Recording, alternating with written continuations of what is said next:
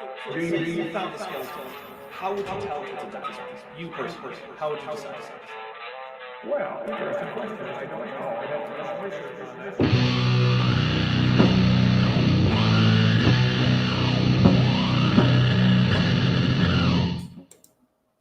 All right, it's the Dapper Dino here with Raphael, who is my guest for today's Leaving Young Earth Creationism. And Raphael, why don't you tell us a little bit about yourself? Oh, I think you. Oh, there you are. All right, cool. I guess there's not too much to tell. I live in the Pacific Northwest. I grew up down south in Louisiana, mostly with my grandmother. By trade, I work with people who have IDD. It's intellectual developmental disabilities. That's pretty much it. I have a big interest in science. I really enjoy studying philosophy, science, religion. Awesome. Well, that's really cool. We're getting a little echo. Is there any way you can turn me down just a scotch? Oh, yeah, absolutely. Okay. Sorry about that. So, of course, as everyone knows, we're here to talk about leaving Young Earth Creationism. So I guess my first question is, at what age did you become a Young Earth Creationist? So I think probably like most people, I was just kind of raised as a young Earth creationist. I remember being a kid and having a book on dinosaurs and being really interested in it. And I brought it up to my grandfather, whose reply was, "Well, I don't believe in dinosaurs." As a young kid, hearing your grandfather say this has had a pretty big impact. Then being in, going to school in Louisiana at the time that I went, the teachers didn't have to teach evolutionary biology or Big Bang cosmology. And I remember being in class and the teacher saying, I'm not going to do this, making a joke about it. So that was pretty much the environment that I grew up in. Nobody taught science, nobody cared about it. So Okay. So were you at all exposed to evolutionary biology during like your sort of grade school career, like so through all the way through your 12th year in school? So what happened for me is I eventually decided that I was going to go and get my GED. And I started reading those science books on my own. And that was kind of my first exposure to evolutionary biology. It kind of happened because of a shake that I had with my fundamentalist beliefs. And that kind of, I ended up basically leaving Christianity. Long story, I ended up going back, but during that time period is when I started kind of getting interested in other things, learning about evolution. So it was mostly on my own. Okay. And about how old were you when you decided that you were no longer a Young Earth Creationist? Probably about 18. Okay. Yeah. All right. So was there anything in particular that stood out to you as an important piece of evidence that made you realize that Young Earth Creationism just couldn't be true? I think the thing that stands out to me the most is something like the human chromosome fusion site 2. The only way that we can get that fusion site or get that chromosome would be through fusion. And they found that spot. So we have 46, and the great apes have 48. For us to have been descended from them, we would have had for them to be our relatives, there would have to be a fusion of those cells, and they found it. So. Okay, yeah, I like the chromosome fusion. I've heard that from a few people that was a big thing that was hard for them to overcome. Like, why is it that if God had just made humans from scratch, that we would have what is obviously 2 ape chromosomes stuck together? Yeah. Or even just the 8 chromosomes. Why bother with that? It kind of reminds me of a Bill Hicks joke where he was talking to a creationist and he asked him what he thought about dinosaur bones. And the guy said, I think God put those there to test our faith. Bill Hicks replies, "I think God put you here to test my faith." This idea that there would be a creator who's, creating this seemable, plausible evidence to confuse us and trick us. I don't know. Okay. Were there any creationist authors or speakers or anything that influenced you up until that point? So more later on, I started reading creationist material. Probably, gosh, I'm having trouble remembering his name now. He studied under Stephen Jay Gould. He's wrote a couple books, and he does a lot of speaking. Jeez, I can't remember his name right off the top of my head, though. So was this someone who was a speaker on evolution or creationism? Creationism. Oh, really? I didn't know that there was. Wait, he said he studied under Gould? Yeah, he actually got his degree under Stephen Jay Gould. I'm not aware of who that might be. That's I would be interested to find out who that is. If after this you find out, let me know, because I'd be interested. Kurt Wise. That does sound familiar. Yeah. Okay. So now he was someone that you looked into after you had left Young Earth Creationism. Is that what you're saying? Yeah, so kind of what happened is I went through a period where I completely accepted the science. And when I came back into Christianity, it was through some videos by Archbishop Lazar Pobla. And he kind of talked about, the connection between evolutionary biology and faith. And he basically said, hey, there's no conflict here. Later on, what happened, however, is I read some arguments by creationists in the Orthodox Church who kind of used the fathers, quotes from authority, to say that, hey, it has to be one or the other.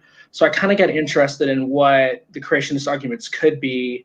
And that's when I started looking at guys like Kurt Wise. Okay. So you were thinking about perhaps becoming a creationist again?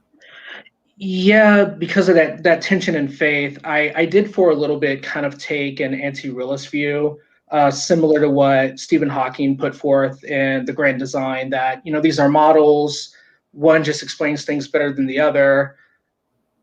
And so I kind of took that view, like, hey, Big Bang cosmology and evolutionary biology makes more sense of the evidence, but that doesn't necessarily mean that I have to accept it as true. Maybe I can go this other direction. Okay. So, but that's not the direction you ultimately took. No, not at all. Not at all. Okay. So what was it that made you decide to sort of not follow that road? Well, there's no way for me to rationalize away the evidence, right? And one of the things that helped was realizing that there's people like Patriarch Kirill of Moscow, who's been very open about his belief and acceptance in the theory of evolution. My own Bishop Maxime, is the same way. So knowing that there's these strong religious figures who don't have an issue with science and faith help a lot. I mean, of course, there's like Kenneth Miller, Francis Collins, even the guy who does a lot of work on the Cambrian explosion, Simon Conway Morris. They're all Christians. They all believe in God. They all accept the science. Yes, even one of the Young Earth Creationist's favorite paleontologists, Mary Schweitzer, is a Christian and a former Young Earth Creationist. And it doesn't seem to bother them to tell what are essentially lies about her. So, yeah. And so I do want to say hi to everybody who is in chat. I haven't really been saying hi, but we've got a whole bunch of people chatting. We've got Beach Price, the Flightless Theropod. We've got the guy whose name keeps changing, but I still know him as Emotionally Stunted Emoticon. Unidentified Leviathan, Fact Hard, Cheap Allosaurus Ripoff, Behave Yourself Man. We got Luca, one of my wonderful patrons, Purple Rhymes with Orange. We got a lot of people. Marcus Dresden just came in, so thank you everyone for coming. Let's give a little shout out, because without an audience, why would I do this? So, and don't worry, you guys will be able to ask all sorts of crazy questions if you want later. Okay, when you were sort of thinking about getting back to being a creationist, you were still under the impression that, or maybe I'm wrong about this, but you seem to think that evolution and the Big Bang and sort of the standard models of science did better at accounting for the data, but that didn't necessarily have to matter. Yeah, and again, this is probably a bad interpretation of what Hawking was saying, but that was kind of what I was hanging my hat on, that maybe kind of taking a more Gnostic view of the way we can understand the universe or understand facts at all. But of course, like what ends up happening in a situation like that is if you rebel against everything, it kind of gets in your way when you want to rebel against anything. So I couldn't say like, hey, I'm agnostic about all these things, but I believe fully that, Christ rose from the dead based on such and such. So. Okay. So when you were going down that road, did you stop and think, well, okay, if things that are contradictory to the model that makes the most sense of the data are true, why isn't that the model that makes the most sense of data? Or is that the thing that that was what you struggled with? Yeah, exactly. I mean, and that was the ultimate issue to me, was the models they work too well. I mean, with creationism, it really doesn't explain anything, where I can look at biology and it's making so much sense of these different things. So. Okay. So now I assume you still have some family who are young Earth creationists. Not really. My family's pretty diverse. I never really knew who my dad was. Again, I was raised by my grandparents, and my grandfather's since passed away. I guess my grandmother would consider herself a young Earth creationist, but it's just never a conversation we've ever had. Okay. And what about any friends that maybe went to the same church or anything? Oh yeah. Most people, I think, in the diocese I was in was definitely a creationist. Okay. And have you had any conversations about that with any of them? Kind of. I try to avoid the conversation unless it comes up. I never like to be the type of person who just tries to throw facts at people. It doesn't tend to work. It tends to work if people ask you like, hey, what evidence can you give me? But if you try to just overwhelm people with facts, they normally just shell up. But I have had conversations where someone would bring up like David Berlinski or somebody and try to argue about the evolution of the whale, which it's unfortunate for them because we understand it very well now. I mean, paleontologists have found really beautiful successive fossil sets, but that's kind of some of the only times. Yeah. I remember when I was a young Earth creationist, the impossibility of the whale transition was held up as some really big gotcha for evolution. Yeah. And I've noticed that while there's still an attempt to discredit the transitional series, it's no longer this kind of poster child for, see, evolution couldn't be true. Otherwise, how could whales have appeared? Like, it's impossible. Well, is it impossible? No, it doesn't look like it. Yeah, no, absolutely. And that was one of the really interesting things that I thought too, was you have a guy like Kenneth Miller and a guy like Berlinski. Berlinski, I guess he considers himself an agnostic, and then you have a Christian like Kenneth Miller, and they'll hold up Berlinski and they'll avoid Kenneth Miller because they're, one guy's saying what they want to hear, the other's not. Okay. Now, when you were a kid as a young Earth creationist, were you consuming any significant amounts of creationist produced like media, like books or magazines, textbooks, videos? No, not really. My family wasn't too active in the church, although later on when they started, a lot of that material started making its way into the hands of my cousins. So that was interesting seeing that, and then kind of arguing with the preacher, like, hey, do you feel like it's okay to lie to children? Like, let's kind of go over this. Like, I can explain why this doesn't really work. And that would have been after you got out of Young Earth Creationism? Yes. Okay.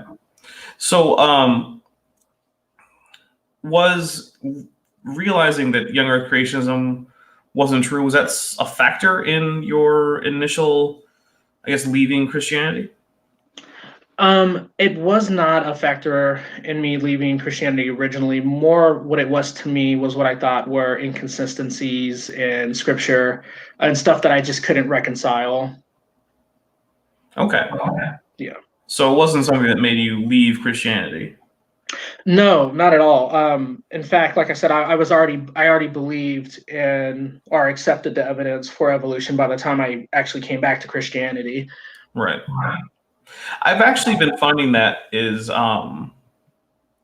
it's rarely the thing that causes someone to leave Christianity. Sometimes it's sort of a step on the way for some people who have left Christianity. It was like, well, it started there, but I don't. It's actually pretty uncommon. I've been seeing that is the thing that drives someone away from a belief in God.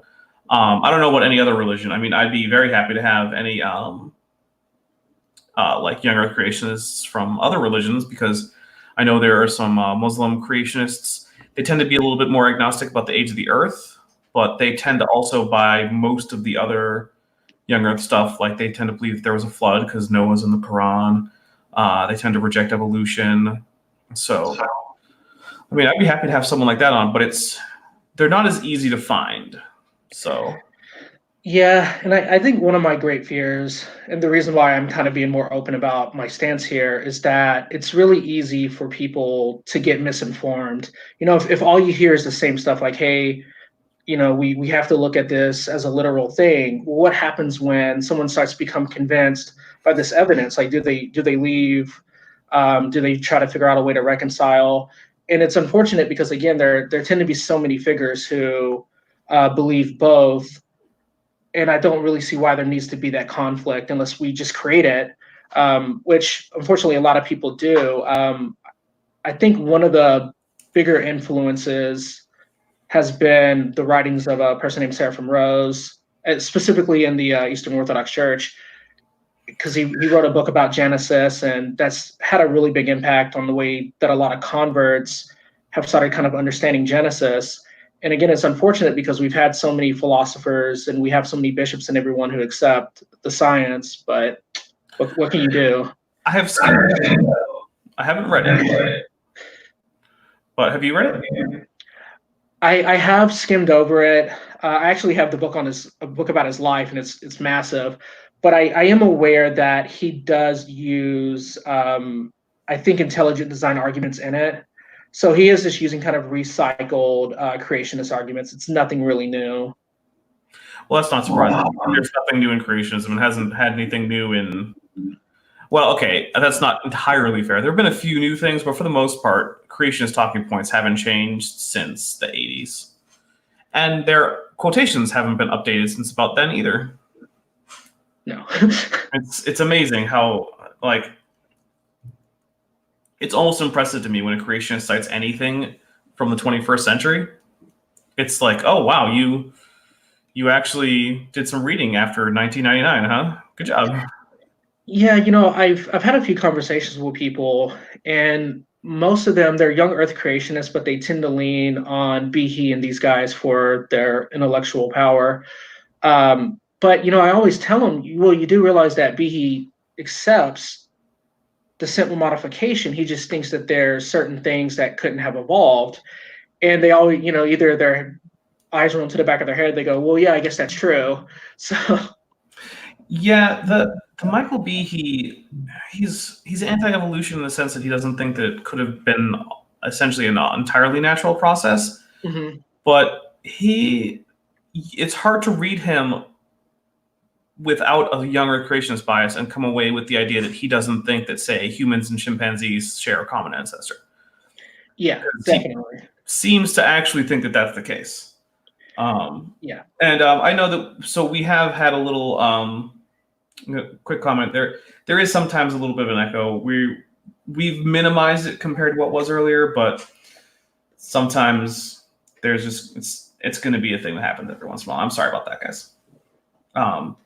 But we don't have a great solution for it at the moment, so we're just going to soldier on. So how do you feel about the Young Earth creationist organizations and whatnot who are still pushing this on to,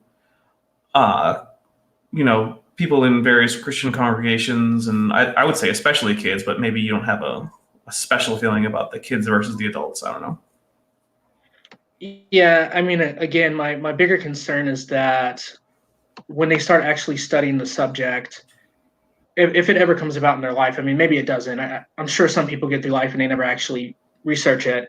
It's going to blow up in their face eventually. I mean, people are going to see the evidence and go the other direction. And a lot of them are just going to walk straight out of the church too. And I think that's what the great harm that guys like Ken Ham do. They're miseducating so many people. and then what they're trying to save, they're going to end up destroying. Yeah, I will say it's rarely. I tend not to see people leave Christianity because of creationism per se, but it definitely is not something that increases their level of fervor, shall we say? Mm-hmm.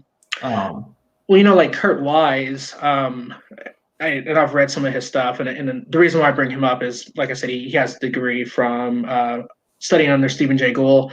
He was actually very blunt about it, that he's a young Earth creationist because the Bible demands it, not that necessarily science says it. Although he has tried to do quite a bit of work to provide evidence for creationism, but I mean, you definitely do have people who will look at the science and still try their best to rationalize it away.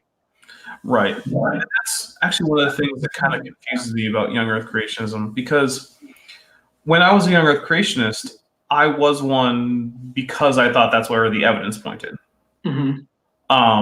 But I was never someone who was of the opinion that the Bible is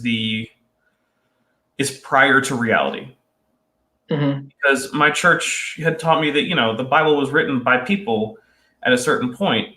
And so it didn't simply, exist in its current form from all eternity. Like, you might say, like Muslims tend to believe about the Quran, or like the Quran tends to say about itself. Like, that wasn't the idea in Christianity. And so for me, it was always like, well, the Bible is true because, at least that what I was taught was, the Bible is true because it comports to the evidence. If it failed to do that, then I would either have to change my interpretation of it or perhaps reject it. And so I don't want to say which of those I may or may not have done, but we'll just say that when the evidence came in, it was obvious that at least my interpretation of the Bible was wrong. Well, I changed it to, I changed so that I was no longer believing things that couldn't be true. Sure. Carl Sagan has a quote that I'm going to paraphrase, something about anything that can be destroyed by truth deserves to be destroyed, right? So I think any time we're in a position where we're afraid to look at something because it may destroy something we're holding on to, or something that we hold precious, I think we have to kind of reevaluate, like, well, what exactly are we after? Do we really want to know the reality that we live in, or do we just want to be comfortable where we are? Unfortunately for me, maybe not unfortunately for me, I was never quite satisfied with just going with whatever makes me feel good. I want to know, I want to understand the reality I live in the best that I can. Oh, yeah. I mean, if people went with whatever makes them feel good, most people would be wrong about most things, because reality actually kind of sucks most of the time. Yeah. Reality is a harsh thing.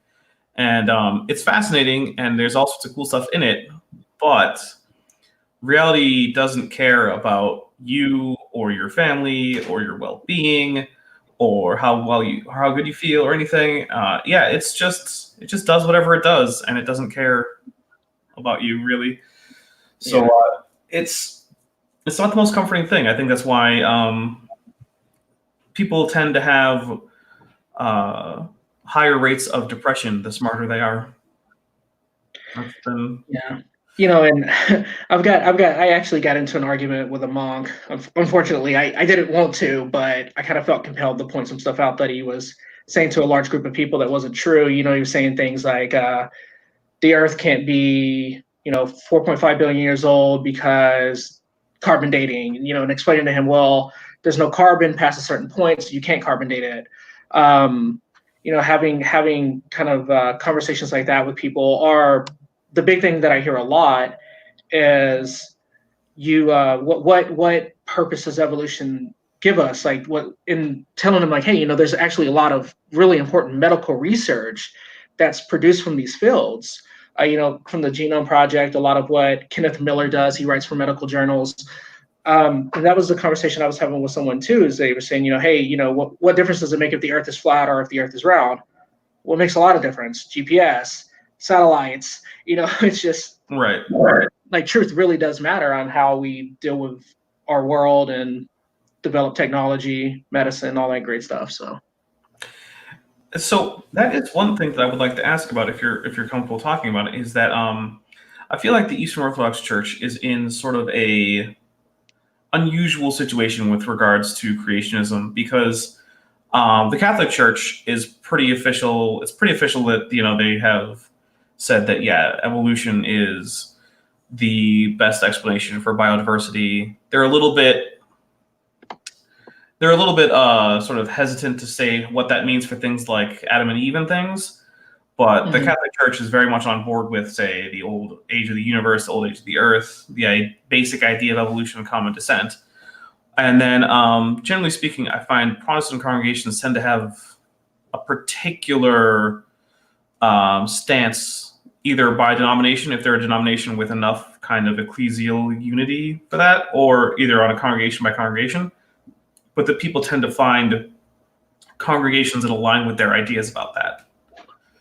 And then I feel like the Eastern Orthodox Church is in sort of a weird halfway thing where there hasn't really been too much official statement coming out, and there isn't really someone to give an official statement. And I also feel like there is a lot of disagreement even within congregations about that topic. So is that something that is often discussed? It's not actually discussed very often at all. The Orthodox Church, it is a liturgical church, so there's not a lot of like apologetics and stuff that normally go on in the church. It's just kind of praying and stuff like that. Now, the statements that I make about this are my own. I can't speak for the church. The church itself doesn't have. I'm sorry, what? So you're not the Pope of Orthodoxy? No, I wish I was. The church doesn't have an official stance. Now, Patriarch Kirill of Moscow has spoken about this, and what he said is that it's naive to read Genesis as a textbook on the evolutionary development of the human race. And he says it's also counterproductive for us to look at science and biology for the meaning of life, right? So and that's kind of the stance I take. And I feel like I'm in good company. The guy who wrote The Orthodox Church, Metropolitan Callistos Ware, has also made public statements endorsing evolution. Father Thomas Hopka, who was a pretty important influencer and popularizer, he seemed very open to the idea as well and made several podcasts about the life of Darwin and things like that. So while the church has no official stance, there are like really important people who do side on the side of accepting the science as well as the faith, of course. So, okay. Are there also any strong voices besides, I guess you already mentioned Seraphim Rose, but who are taking the other stance? Yeah, I mean, again, I would say most people probably do. Anybody who comes out of St. Herman's Hermitage, which was Seraphim Rose's monastery, they're generally all going to be creationists. So, and there's a lot of articles online where people promote creationism as opposed to evolution. Okay. Yeah. So, I guess it doesn't come up much, but like, do you have conversations about this with other people who you know, either from church or perhaps from some extended church network, I guess maybe elsewhere in the diocese or something? Yeah, absolutely. I've had a couple conversations with a friend of mine. The priest at the church I was going to, St. John's, his godfather is a scientist and a priest. So, we've had several conversations where he tends to side with the idea of creationism. His godfather doesn't. He obviously accepts the science.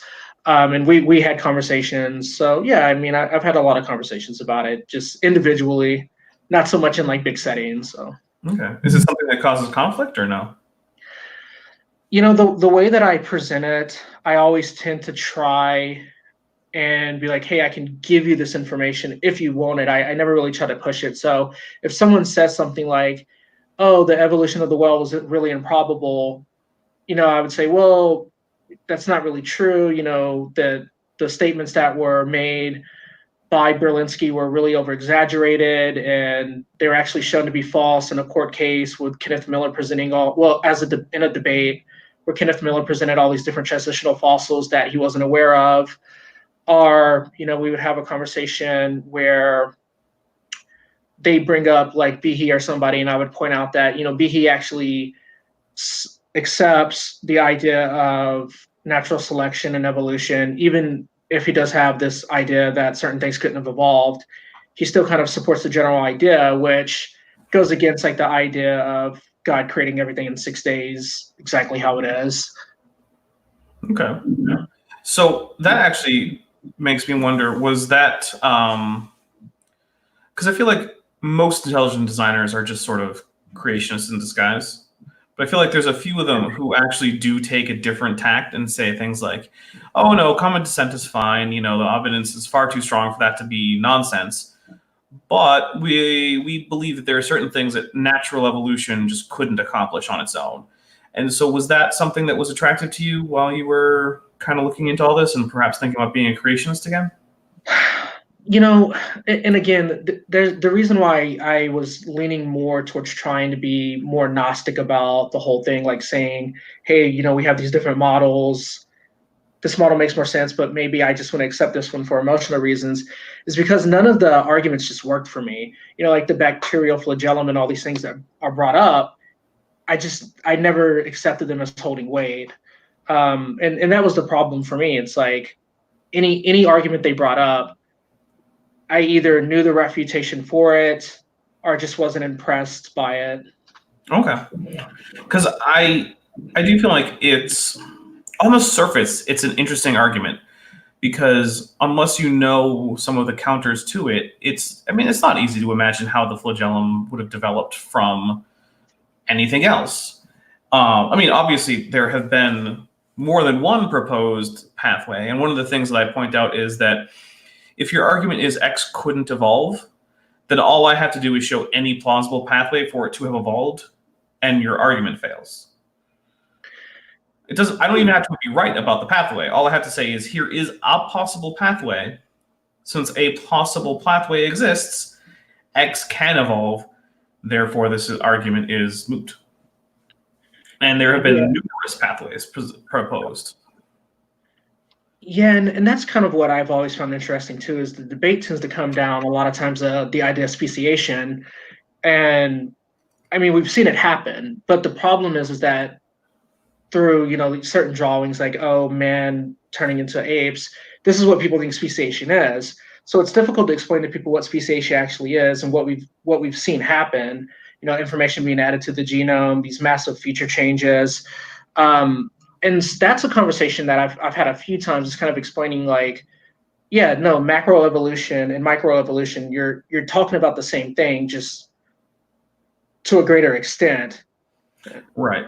It's the two analogies I tend to hear for micro and versus macro is like microevolution is either like a single step, whereas macroevolution is like the entire walk that you take. Mm-hmm. Or sometimes I'll go with something like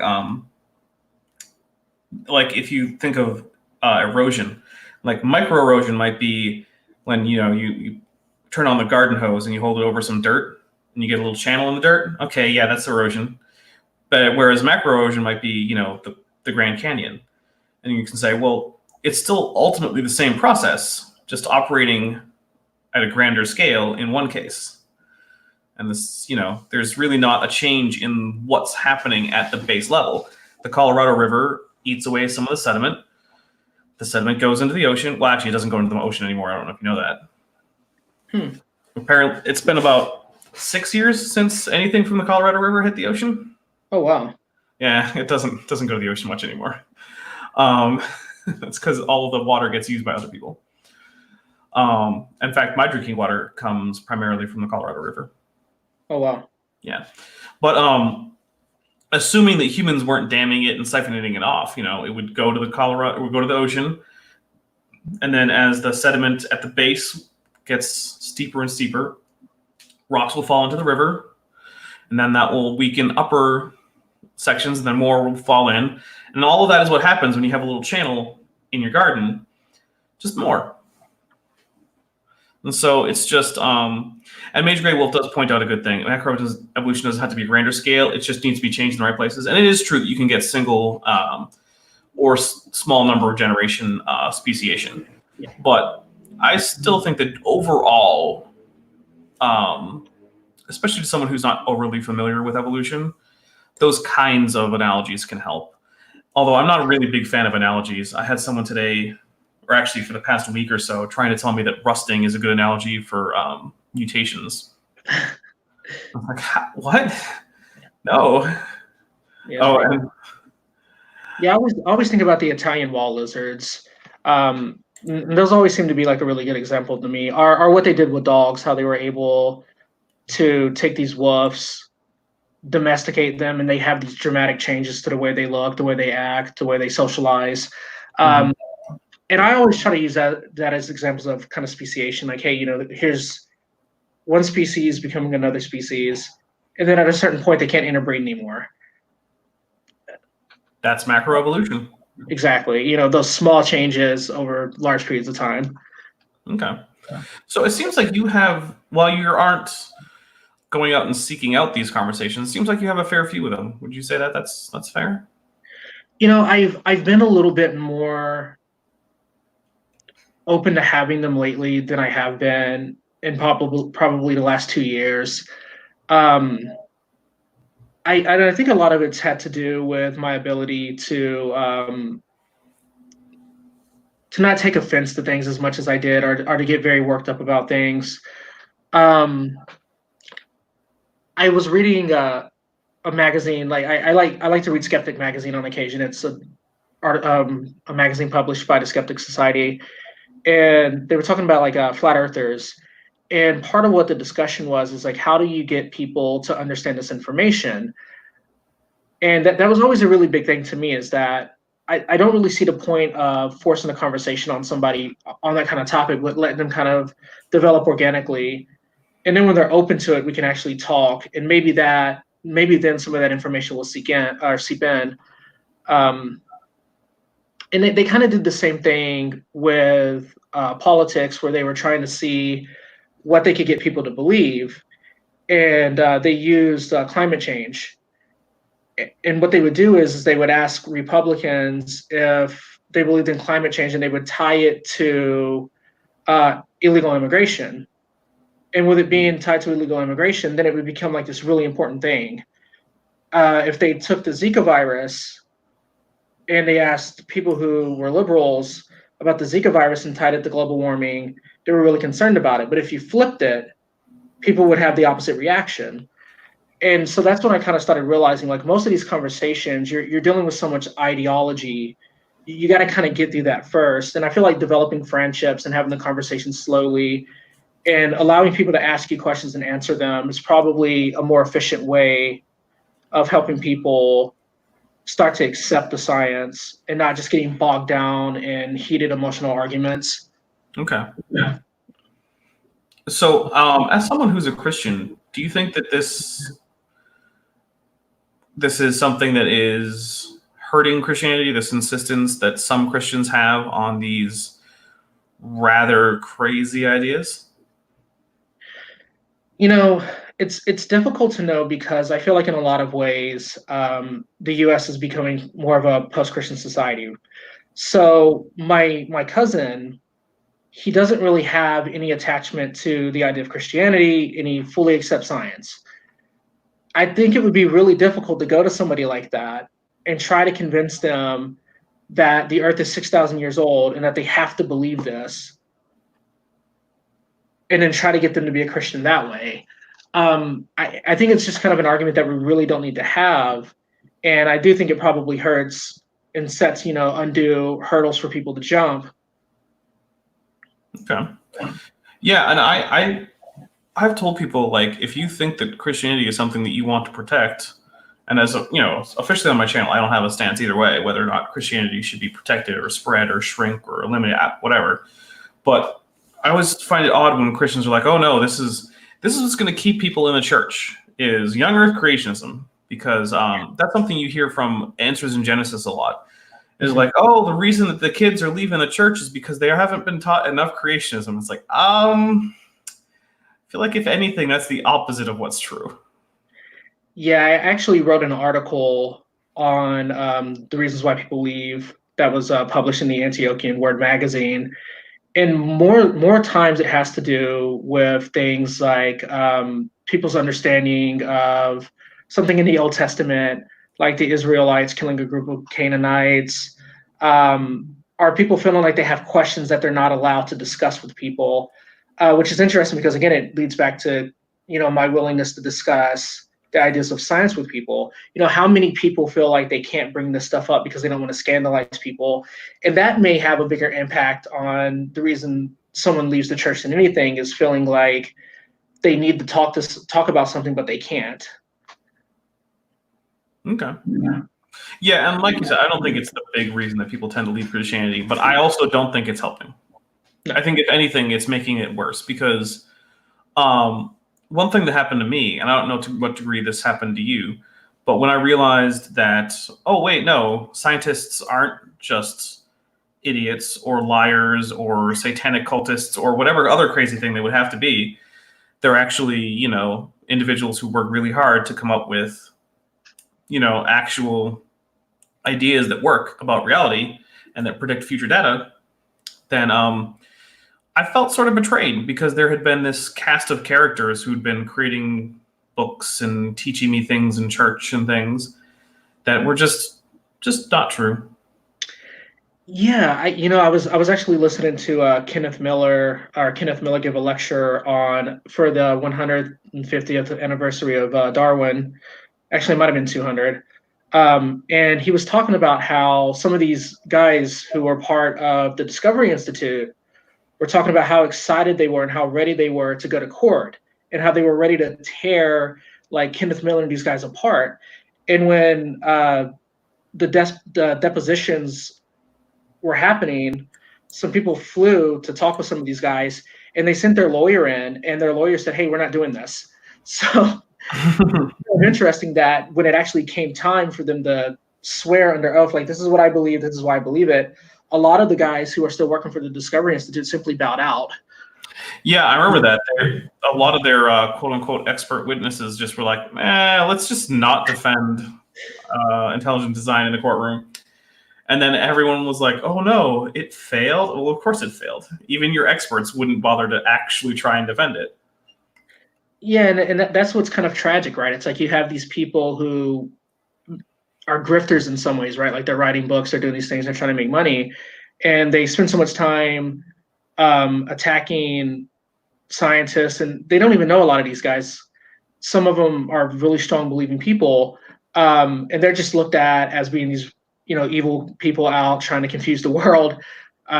Which I don't know. I don't buy in grand conspiracies. It's really difficult for me to think that they're rigging double-blind studies that go across the world to different cultures, different languages. I don't know. Wait, you're saying that it's not a big conspiracy from the Illuminati Satanists to convince people there is no God for some reason? Yeah, I don't think so. I have a what? That's crazy. Of course it is. Of course. Wait, I mean, no, it's not. Please keep giving me my shill checks, Illuminati. Actually, by the way, I need to contact HR again because my NASA shill checks and my USGS shill checks have not been coming in. It's very upsetting. I don't know if you know, but I'm a confirmed NASA and United States Geological Survey shill. Well, that's a great job. Well, it would be a great job if HR would get off their butts and actually send me my shill checks, right? I mean, here I am telling absolute lies about the geological column in space all the time, and not a single shill check yet. And that's actually one of the things that it seems to vary, especially in Young Earth Creationism, is just how much of a conspiracy thing they think is going on in the scientific world. But like you get things like, did you see Expelled with Ben Stein? I did. Like the entire premise seems to be that there's this big secret conspiracy, and it's like, is there though? And not really. Yeah, unfortunately, Hector Avalos, I don't think helped that situation very much. He said some stuff about how like the main goal was to keep the creationists out of the school, and that was kind of used as proof that it was like this conspiracy to kick intelligent design out because it was all about creationism. And I think this may have been before they actually showed in Pandas and People that they just copy and pasted intelligent design and the creationist, our creator. Yeah, it was That one was just blatantly obvious. And wasn't there even an instance where the original text had a misspelling of creationist, and then because this word search doesn't check for spelling, it just stayed in there? I don't know about that, but that would be pretty funny. I think there was, but I'm not positive. Well, see, I think the thing to me is like the convergence of evidence is so strong in one way because it's not just one field, and that's why it would have to be such a grand conspiracy, because it would have to be a conspiracy in paleontology, cosmology, biology, just every field you can think of. I mean, if you just look at like the geological strata, it reveals the same sequence of fossils, regardless of where they look. And yeah, I don't know. I don't think they probably think much about it, and the ones who do probably end up about on the same level as like an Eddie Bravo who just thinks that NASA is creating photos of space and the Earth is really flat. Yeah. The flat Earth. So one thing is that I've seen some Young Earth creationists get pretty upset about the flat Earth thing.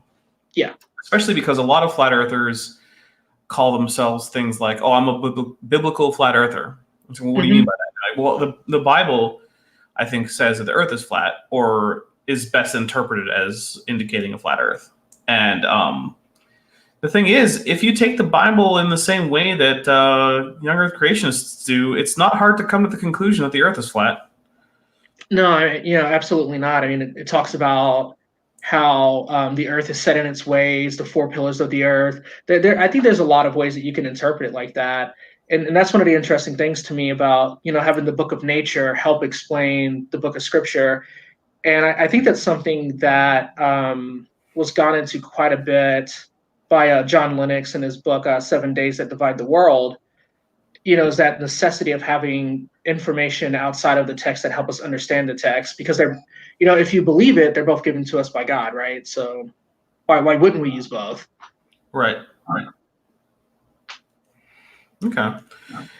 Yeah, so I guess one question is, how do you feel, that I ask most of my guests, how do you feel now about the people who are sort of the professional creationists, sort of the Ken Hams and the Kent Hovens and the Ray Comforts of the world? It's hard for me not to view them as kind of con man, right? Like a Peter Popoff who in trouble for, putting an earpiece in his ear and just essentially lying to people. I mean, Kent Hovind went to jail for tax fraud, right? Like he was getting all this money for his DVDs and not paying taxes. I believe it was officially structuring, which was and failure to file payroll taxes. Yeah. So with that information, it's hard for me to think that these are honest people. I think he also, and I could be wrong about this, but I think he also lied about his degree or being a teacher and stuff. And I don't know. It just seems like they're just generally dishonest people. I tend to agree. I base it less on their various legal troubles because, I mean, I think Ken Hovind is probably sincere in his beliefs that the government doesn't have the authority to charge him these taxes. Mm-hmm. I just think the government doesn't care about his sincerely held beliefs that the government doesn't have the authority to charge him these taxes. Yeah. And that's one of the things I say to people who are doing like tax protests and things. I'm like, hey, look, if you don't think the government can charge you these taxes, that's great. I'm not gonna fight you on that. However, the government disagrees with you, and they are the ones with most of the guns. Yeah. Sorry. Oh no, it's fine. So, and I do want to say this too. I think like the dishonesty is easily provable if they're using an argument that they've been shown is wrong, right? Like, so if Ray Comfort is still using the banana argument, like, oh, look at this banana, it was perfectly designed. He's been shown that, hey, this is not a banana in its natural state. This is something that we've modified over time to look like this. And, if he's continuing to use that argument, that's deceitful. Like, this isn't correct. He has now come to say that was just a joke the whole time. I don't know if that's super accurate that it was always a joke, but apparently and I haven't watched. I've watched clips and a synopsis of it, but he released a movie called The Fool, in which he was in fact the fool in question, and it was basically him just saying why it was basically his sort of like, oh, hey, I'm still a cool, smart guy, even though I've been mercilessly ridiculed for all of these absurdly stupid statements that even other creationists think are stupid. And it's like, okay, I mean, I don't know that I agree with your assessment that you're a smart and not a stupid guy, but sure. So I do think he has backed away from that. I don't know if he's backed away from the crocoduck though. Who knows? You know, same thing. Like he uses the argument about how something would have to evolve at the exact same time of something else. Like, the female species would have to pop up at the exact same time, and again, that's misunderstanding what speciation is and these like micro changes over time. Yeah, and that's, to me, that's where I think a lot of the dishonesty comes in, is because as a rule, most of these creationists have been corrected on what the actual theory of evolution states. Mm-hmm. And yet they still will persist in obvious straw man versions of evolution as their description of what evolution teaches. And they'll say, hey, see this absurd thing? Yep, that's absurd. Well, that's what evolution says. Nope, wait, hold up. No, it doesn't. And that's where I think the obvious charlatanry comes in, is that these people have been corrected so many times and nothing. Is Ken Ham still offering? Not Ken Ham. Is Kent Hovind still doing the money challenge thing where he's offering all this money for anyone who can prove evolution, and then encompassing cosmology and everything else into that? No, I don't believe that he is. Okay. So I believe that ended sometime before he actually went to prison, because I believe his financial backer stopped backing the challenge, basically. But it was also a fairly dishonest thing, because when you read like the first sentence of the challenge, it's a challenge to show evidence that evolution is true. Mm-hmm. Well, that's just absurdly easy.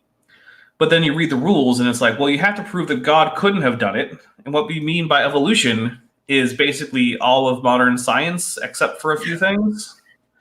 And it's like, well, you can't prove that an omnipotent being couldn't have done a thing. Mm-hmm. That's kind of the point of an omnipotent being. But normally, people don't need, in order to believe that an omnipotent being didn't have to be involved in process X, you don't need to show that he couldn't have been. Like, I don't need to, like, if I told you, oh, hey, I made tea this morning with my breakfast, most normal people wouldn't say, well, unless you can prove that God didn't make your tea for you, I'm not going to believe you. Yeah. You know, and I've noticed a lot of like these groups, they tend to do that. Like the Historical Revisionist Society put out some grand challenge for anyone who could prove or provide evidence for the Holocaust. And then some guy had to sue them and fight with them. Russell Wallace, the discoverer of the theory of evolution, got into it with a guy who offered some sum of money for anyone who could prove that the Earth wasn't flat. Wallace proved it.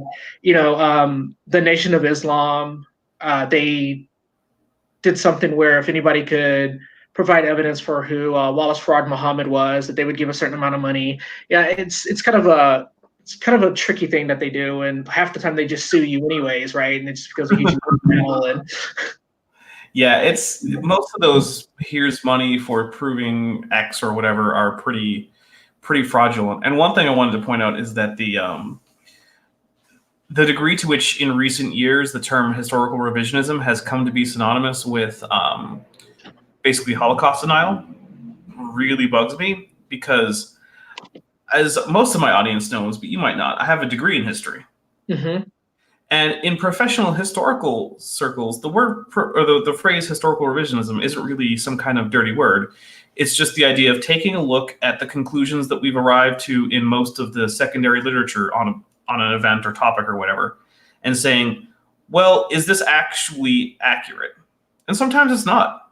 You know, some historians have revised their sort of standard interpretations of various events because of historical revision. Because historical revision is sort of like peer review. The idea is like, well, maybe we didn't get it right the first time, so let's take a look at it again. But now it's becoming increasingly the case that I can't use the word or the words historical revisionism in the way that I was sort of trained to. Yeah. And so it's like it's very frustrating. Mm-hmm.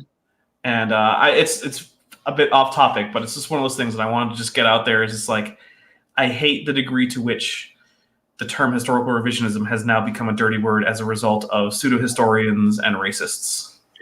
Sure, and and hijacking terms is an unfortunate thing. I mean, there are several scientists who, again, accept both the science and evolution, who will call themselves creationist, right? But they don't mean it in the same sense as like a yak does.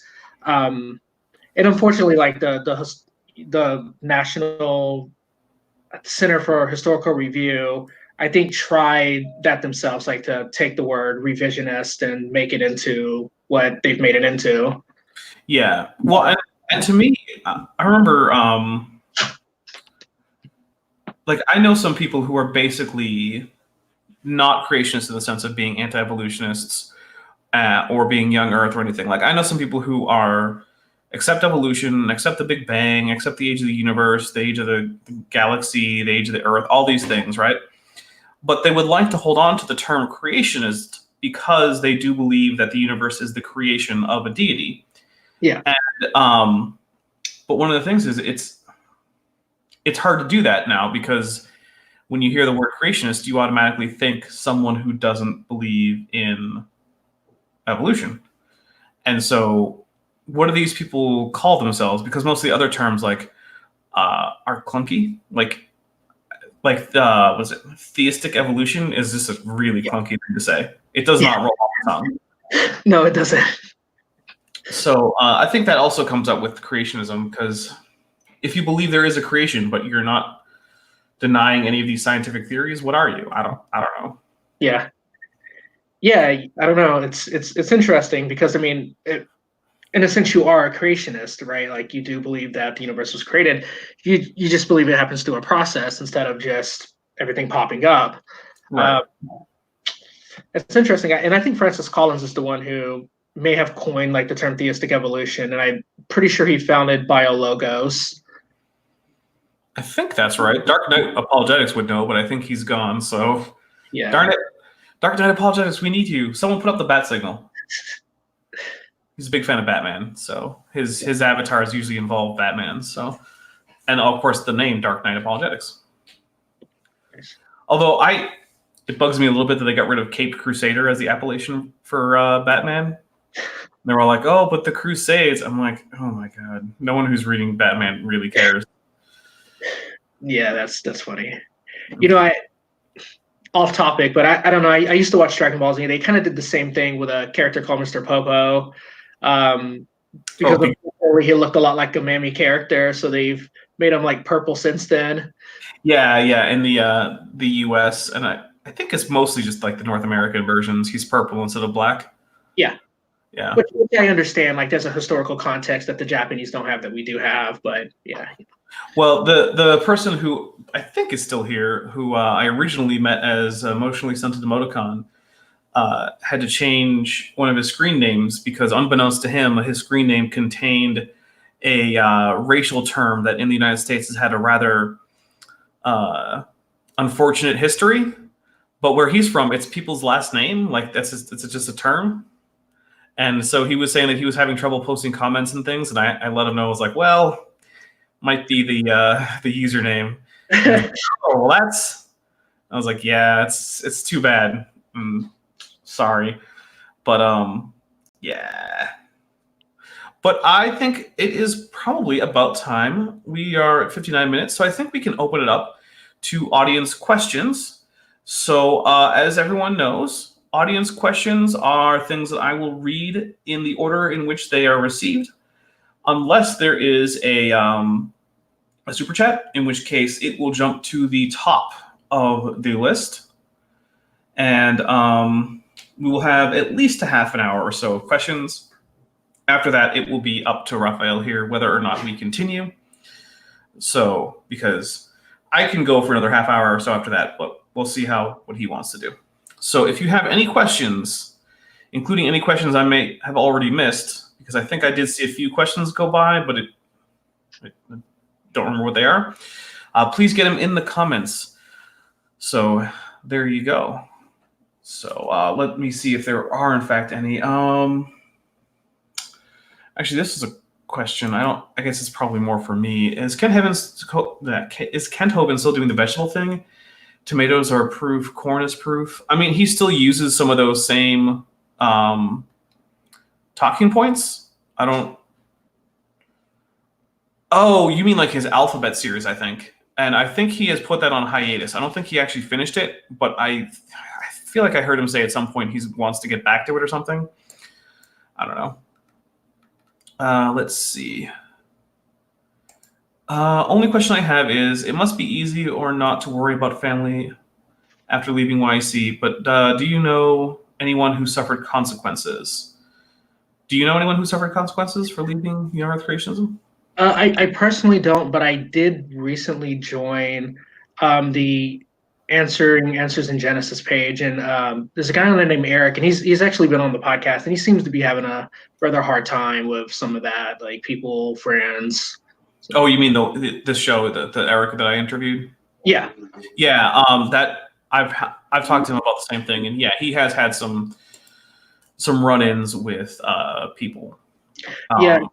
Thankfully, like being in the Orthodox Church, and my wife, she was raised Orthodox. It isn't viewed as a salvation issue, which it is for a lot of different people.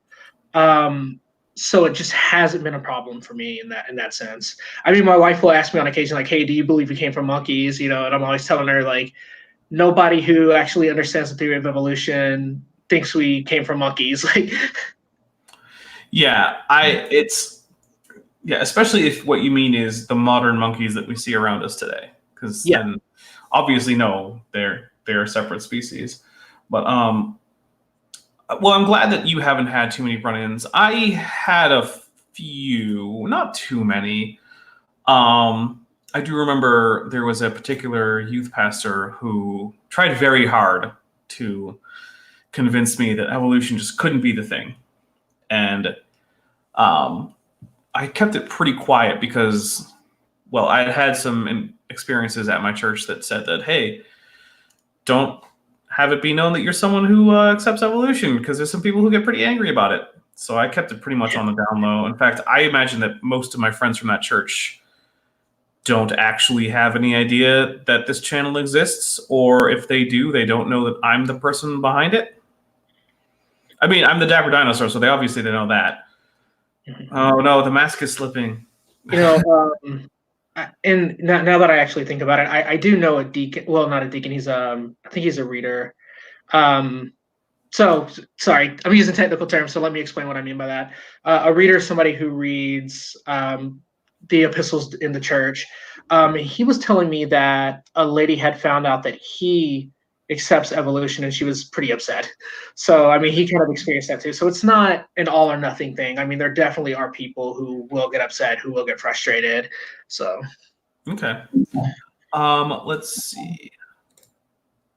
What irritates you most about the tactics of Young Earth Creationists? Probably quote mining. I think quote mining is probably the most irritating thing to me, because it's like, I just read a little bit above and a little bit below, and you get a whole picture of what's going on. And unfortunately, with memes, I'm surprised quote mining isn't done a lot more, because most people aren't even going to look it up. So, you slap a false quote on a picture, goes everywhere. Yeah. Well, I now usually just assume that if a creationist is quoting it, he's probably quoting it out of context. It's that bad. And no, that's not logically sound. I know that. However, I don't have time to look up every quote.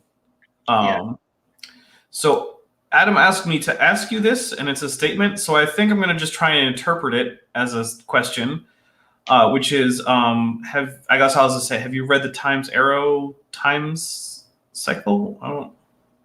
I haven't even heard of it. Maybe I can look that sure up. I'm saying it right. Yeah, I'm not even, I hope I said that right. Adam Morgan, if I did not ask the question the right way, then please rephrase your statement as a question, and I will try to ask it again. Let's see. This is a good point. Asking if we came from monkeys is like asking if English came from Russian.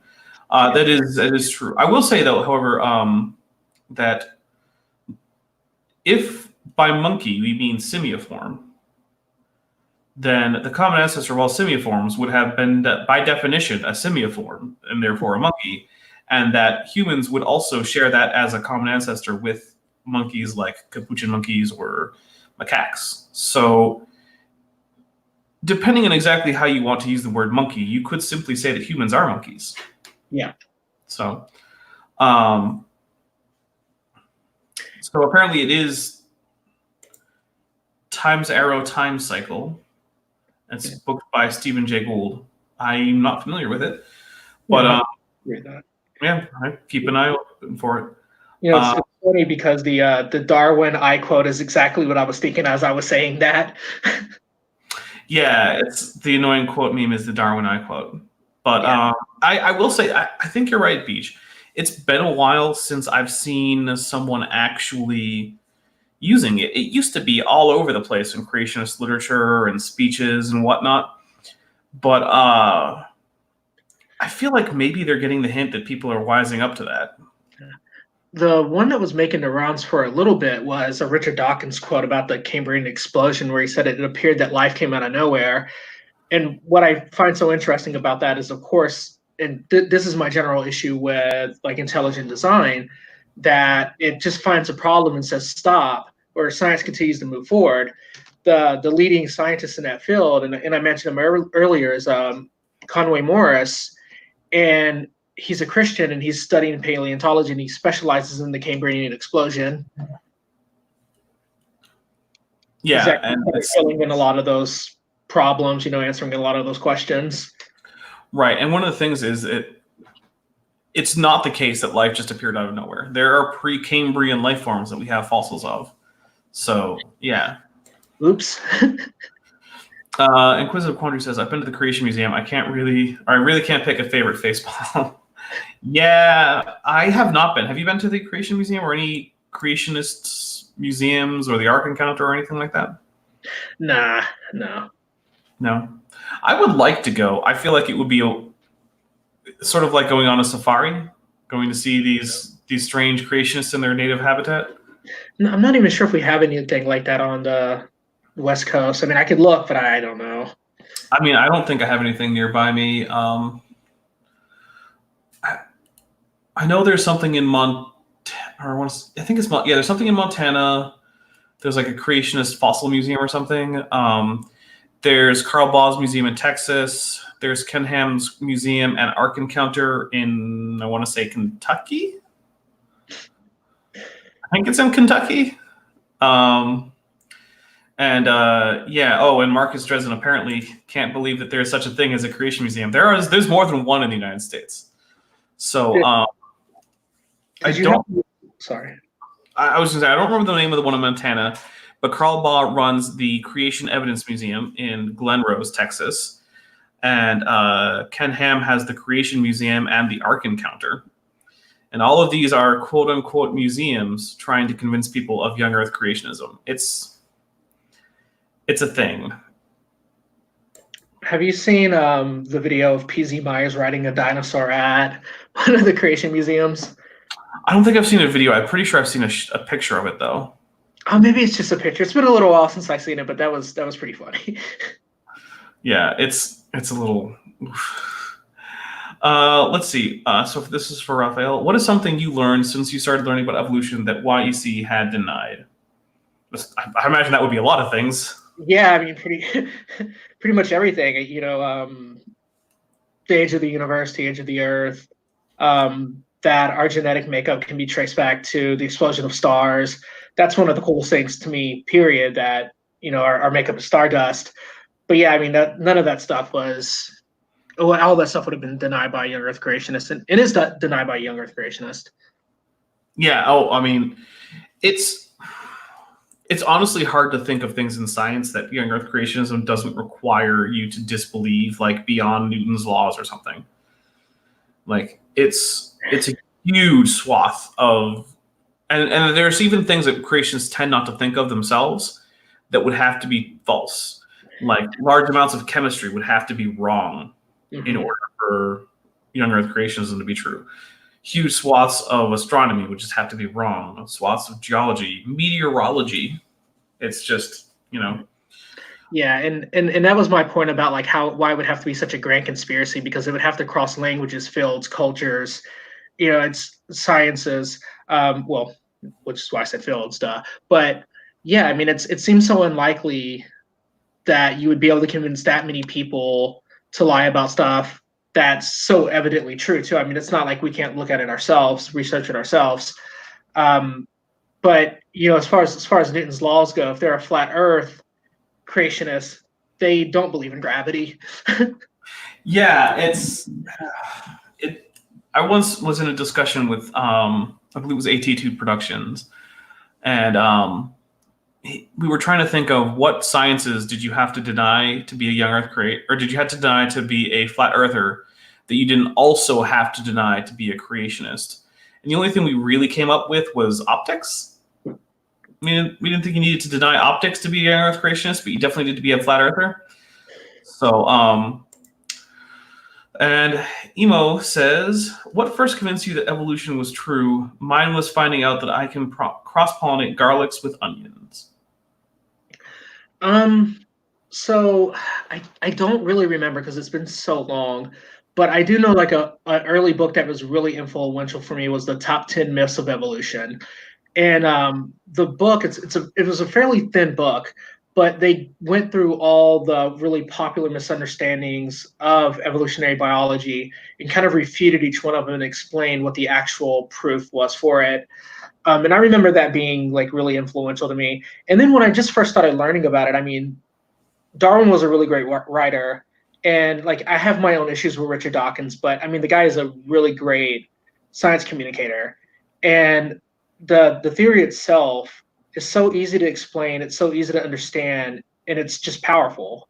Yeah. So for me, that's really what it was. It was just seeing the evidence for the first time, because growing up where I grew up, like I mentioned earlier, the teachers didn't teach science. The teacher wouldn't teach evolution. Totoshi wouldn't teach evolution. So I just never had experience with it. And when I did, I was just pretty easily convinced.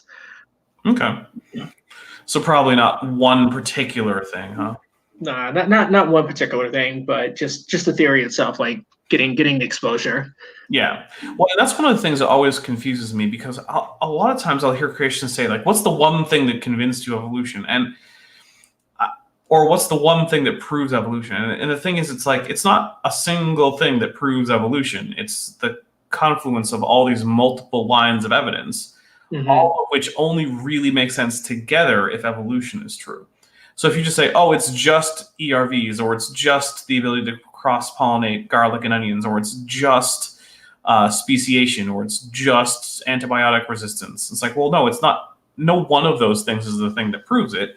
It's a combination of all of these things. Yeah, and I know the Center for Science Education is working really hard trying to help people understand why it's important to teach evolutionary biology. And we mentioned this, like we chatted a little bit earlier before we went live.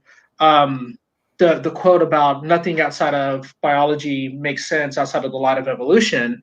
And that was an article written in response to Islamic creationism. I mean, it's just factually true. It helps everything make sense. Yeah. And Marcus Dresden points out, or wrong comment. I think I don't have oven mitts. Okay, so this is obviously for facepalm protection from learning about creationist museums. Here's what you do. I don't sell oven mitts because I'm not sure where to have them made. However, if you check my merch store down in the description, you can get a pillow that will be very soft, and you can put it between your face and your hand.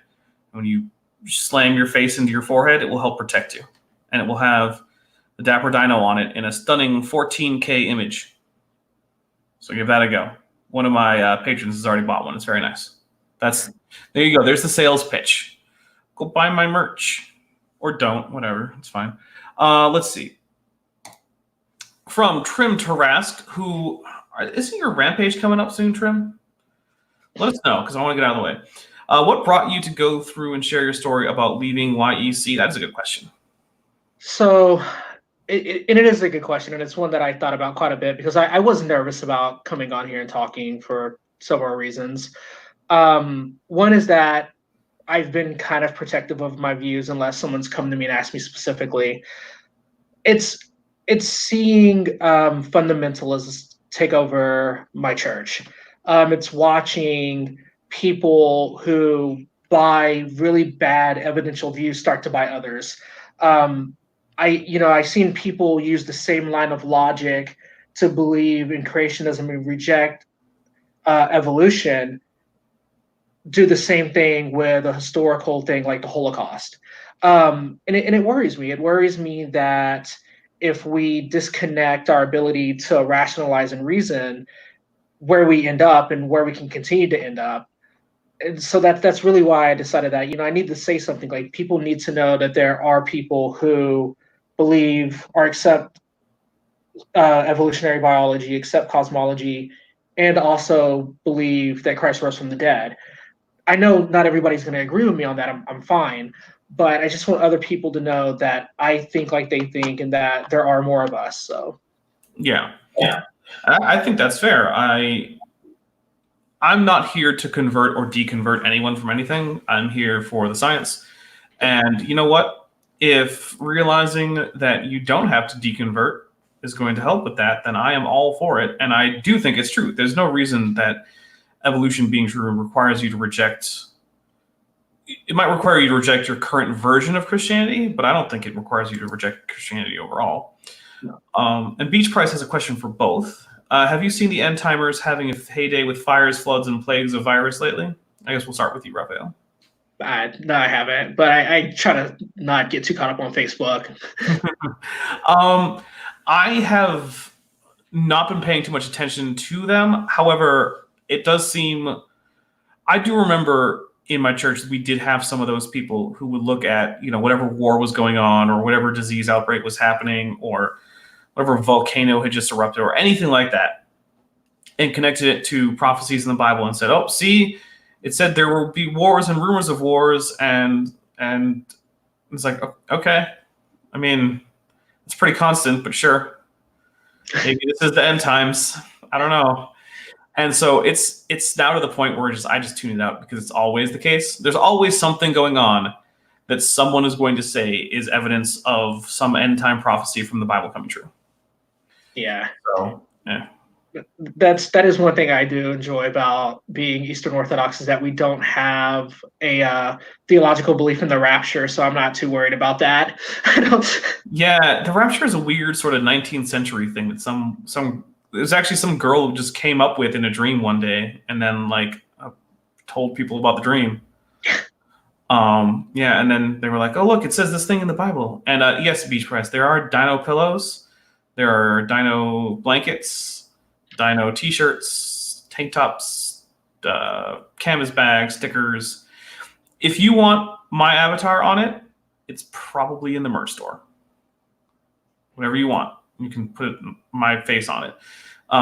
Bent Hoven, who will be joining me on Tuesday for Kent with Bent, has a Dapper Dino t-shirt and a Dapper Dino mug. They're very nice. So yeah, check them out. Let's see. Let me read through these, see which ones are questions. Yeah,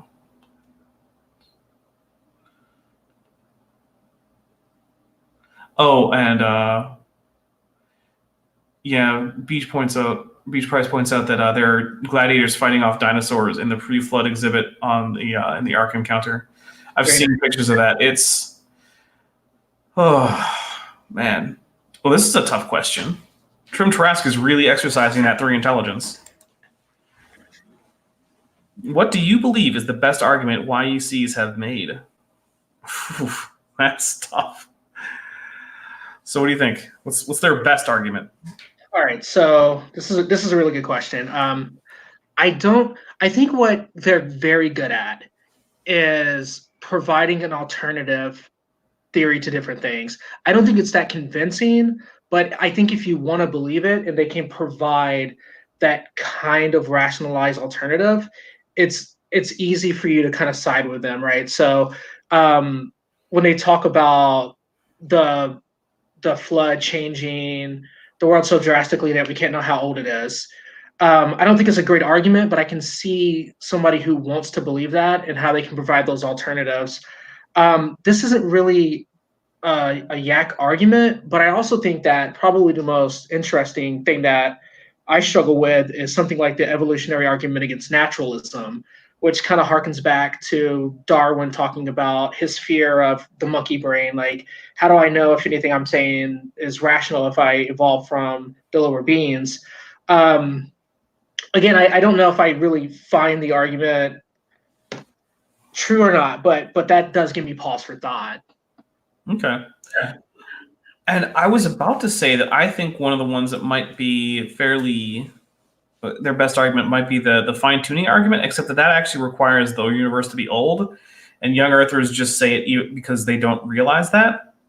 So I don't even know if that counts as a young earth argument, and it doesn't act, even if it works, it just destroys the idea of the young universe. So I guess I can't use that one.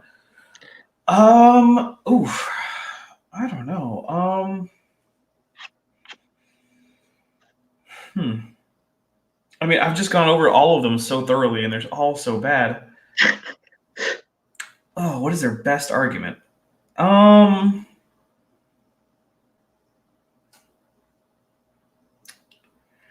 Well, I think the argument that I find the trickiest to actually show why it's stupid, which is basically what I have to default to, is what's the one that I have to spend the most time and effort defeating, is the whole mutations can't add information to the genome.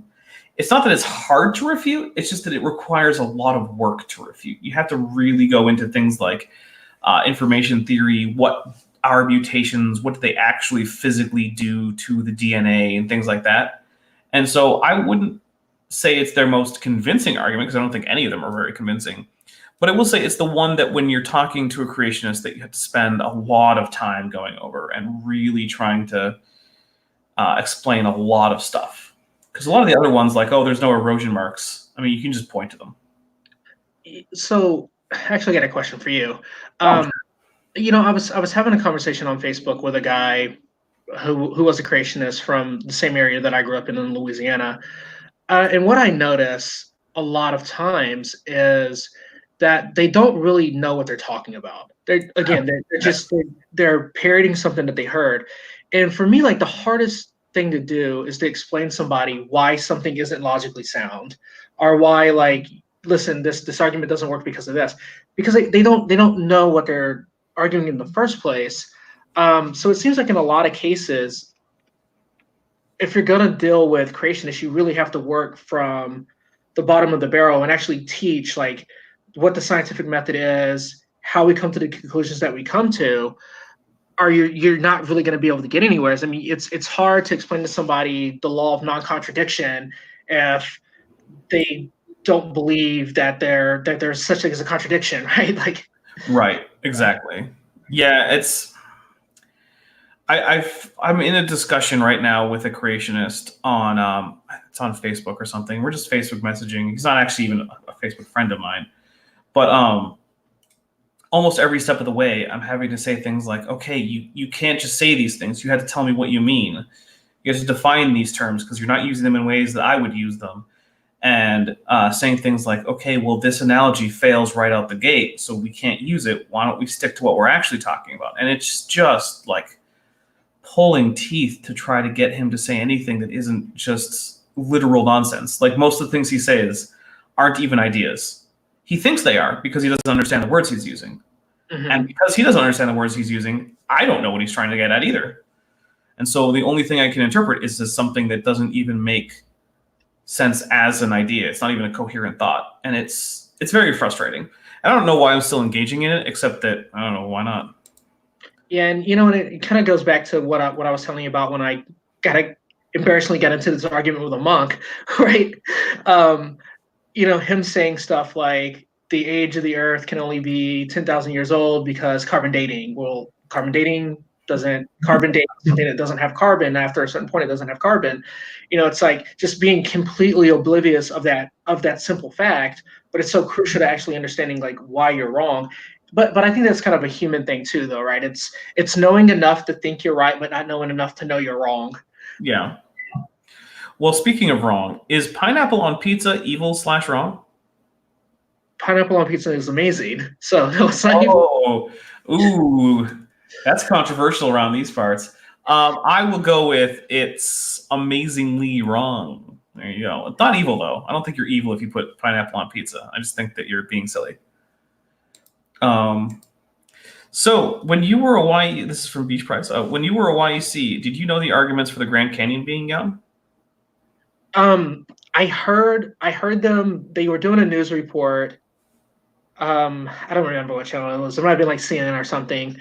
And they had a guy who was talking about the literature that he wrote that he gives out at the Grand Canyon. So I wasn't familiar with the arguments, but I knew they existed, and I knew people thought that the Grand Canyon didn't take that long to make, and that they had books that they wrote about it.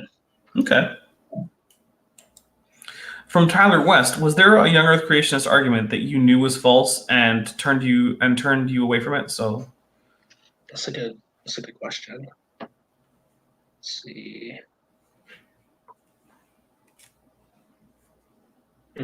Probably the evolution of the eye. Knowing things like our retina is actually backwards, and that the eye emerged in other species, and some of it was even a better eye than ours. Okay. And I would say that, yeah, that's an easy one to get turned off by, because the only way that creationists ever make it is just the Darwin quote. But the thing is that Darwin then just goes on and explains a plausible pathway for creating eyes anyway. And yeah, the vertebrate eye is kind of stupid. Yeah, it's unfortunate, and again, there's things that like you can call like stupid design, right? Like men having nipples, the appendix, just dumb things that don't really make sense outside of evolution, unless you just think that God just didn't really know what he was doing. I guess maybe you can attribute it to the fall, but yeah, I don't know. I don't think that really works. Oh no, male nipples are perfectly functional. You just inject the male mammal with enough prolactin, they'll work just fine. It's true. I'm good. I don't want to inject myself with anything. I'm just saying you don't have to, but if you acquire a large enough amount of prolactin, male mammals will lactate if you put it in them. It's a fact. How many Young Earth Creationists are just in it for the money? I think we'll both answer this, but we'll have you go first, Raphael. Gosh, I don't know. I mean, I do think there's definitely people who are sincere. Most of those people probably weren't exposed to actual biology classes. I think in a lot of ways, like the US has a lot of catching up to do, that there's a lot of people who aren't actually getting taught science. So, I mean, definitely the preachers that I knew who were Young Earth Creationists, if they even talked about it, I definitely think they were sincere. I'm not so convinced about professional creationists. I don't think Kent Hovind is a super honest man. I could be wrong. I don't know him. But have you ever talked to him? No, I haven't. But just the things that he does, the things that he says, claiming to be a high school science teacher, getting his degree from a degree mill, and trying to make all this stuff out to be something that it isn't it's just dishonest. So yeah. I have talked to him 3 times. One time being my debate that you can find on this channel. In case anyone hasn't seen it, go watch it. It's good. It's where I get Kent Hovind to admit he doesn't know where the dinosaur is, so that's fun. Yeah, exactly. It's that bad. It's really bad for him, not for me. But anyway, I think I generally agree. I think that the people who run these creationist organizations, sort of the Carl Baws, the Kent Hovinds, the Ken Hams, the Ray Comforts, I think that they know that what they're saying isn't true in many cases. I don't know if they actually believe that the universe is as young as they say it is, but I think they know that some of the claims they're making are just nonsense. Yeah. Are you familiar with, I think his name's Douglas Axel. And I'm pretty sure he works for Answers in Genesis, and he is an astrophysicist who tries to deal with that question. It's pretty creative. Yeah. I'll also add in that I think the AIG PhDs are also being dishonest. Like the Georgia Purdums or the Jason Lyle, Nathaniel Jeanson. I think they know that they're spouting nonsense. At least when it's in their fields. Like Georgia Purdom sees AIG put out things about genetics that I think she knows aren't true. I just don't think she cares. Because I think that working for AIG is easier than trying to get a job as a research scientist or as a professor. See, and I think that's an interesting question because I also think Kurt Wise is a very honest man. Honest in the sense that he believes what he says, or that he wants to believe what he says. And Yeah. and again, I mean, he's not a stupid man by any stretch of the imagination. And I I wouldn't say that most of these people are. I'm sure they're very intelligent and they're great in the fields that they're in. But I mean, the guy studied under Stephen Jay Gould. Right. He knows the science. He just decided that the Earth is 6,000 years old and comes up with very elaborate ways to try to explain it. And his conversion story is actually really interesting because for him, it wasn't evidence that drove him to pick Young Earth Creationism. He went through the process of cutting out everything in the Bible that he felt like he would have to deny if he accepted the science for what it was. And then at the end of it, he says like the Bible basically fell apart because you got to cut everything out. And that's what drove him to eventually deny this massive education that he had and become a yak. That's an odd thing to do. I feel like that's very intellectually dishonest, but I don't know if it's personally dishonest. Yeah. From Eric Vertaler, did you ever use the soft tissue argument when you were a young Earth creationist? I did not, and I'm not really sure what it is. So, Eric Vertaler clarifies, he means from the T-Rex. So, what was it, 2006 or something like that? I'm not sure exactly. A scientist working under, I believe it was Jack Horner, found that pieces of a T-Rex femur that she had basically forgotten about in an acid solution, in fact, contained some soft tissue that in some cases was even still springy. Basically, she put the fossil bits in the acid solution to try to get rid of any the matrix. It's called. It's the rock that surrounds the fossil that isn't the fossil. Mm-hmm.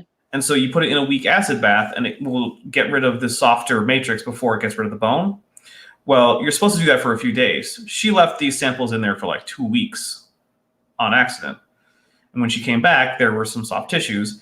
And the young Earth creationist argument has been, well, I mean, soft tissue can't last that long. How is it even possible? The world must be young.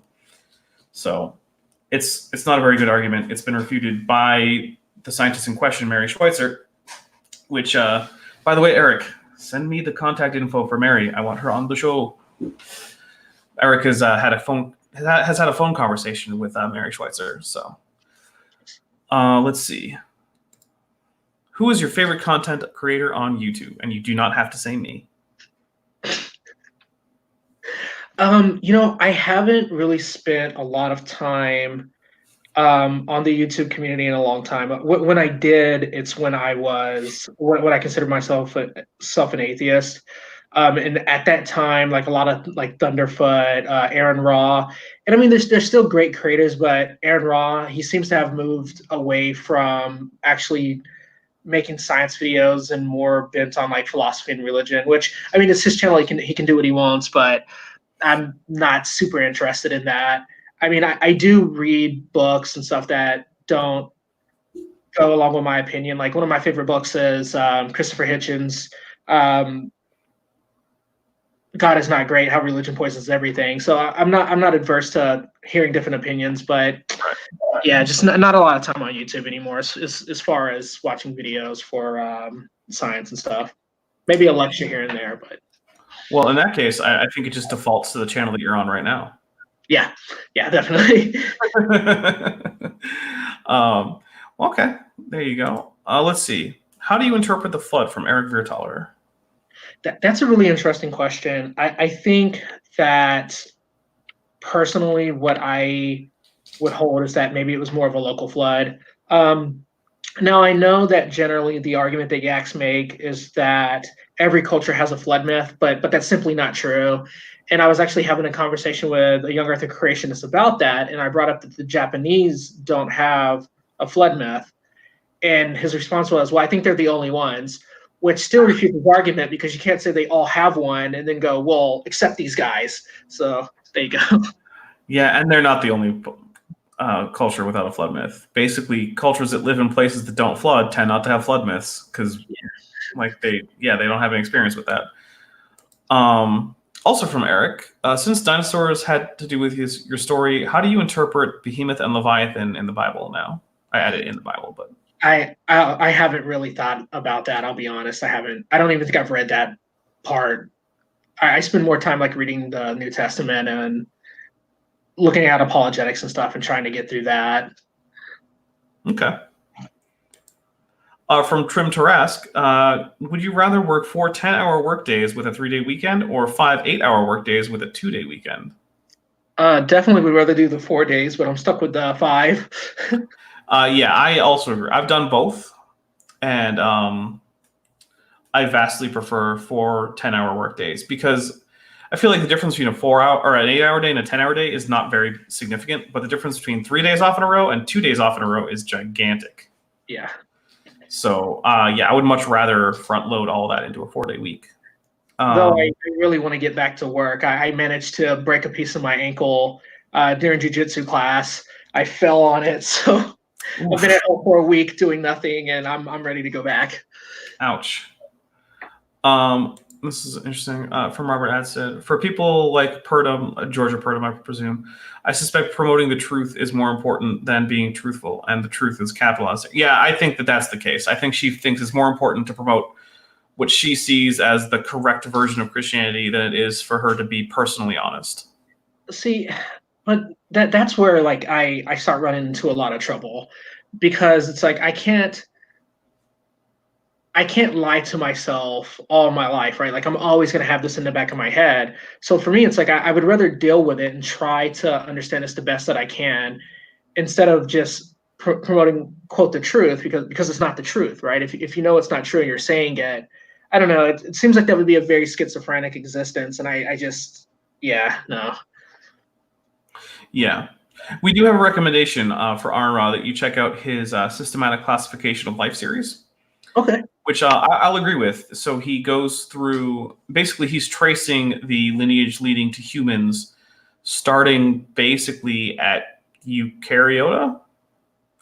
And he's on episode 40 something or so. And he just finally in like the second to last episode actually got to the human species. Okay, I'll have to check that out. Yeah, it took him like 30 episodes just to get to like genus Homo. Have any of you seen the creationist documentary "A Well of a Tale"? No, I don't think I have. That's pretty good. That's probably the most deceitful thing I've ever seen. And it's really good. It's wow. Okay. they do a good job of making the video. And basically what they do is they attack the transitional forms.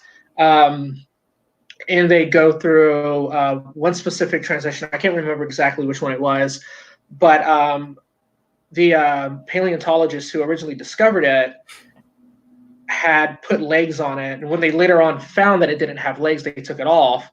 But the creationist used this as the big gotcha moment that he put these legs on there. Of course, the follow-up question is, well, he also took them off when he found the fossils. So it was scientists finding out that scientists were making mistakes, not creationists finding out that scientists were making mistakes.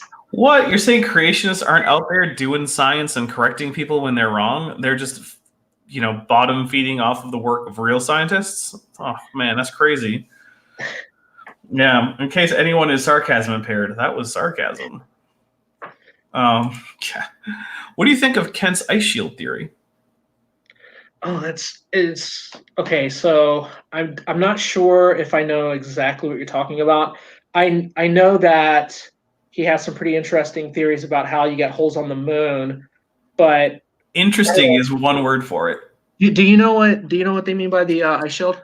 So Kent has this idea that there was a sphere of ice about 10 miles above the Earth that was completely surrounding it and compressing the atmosphere to below 10 miles and significantly increasing the air pressure, and that this increased air pressure would have salubrious effects due to things like the increased partial pressure for oxygen and things like this, and that there was a higher oxygen content anyway, and also the ice shield apparently prevented X-rays from hitting the ground, even though ice is really, really crap at stopping X-rays. It's actually one of his stranger things is he says that water stops X-rays. It's like, well, if water stopped X-rays, then X-rays wouldn't work because you're mostly water. Yeah. But they do work. So Right. no, water is really, really crap at stopping X-rays.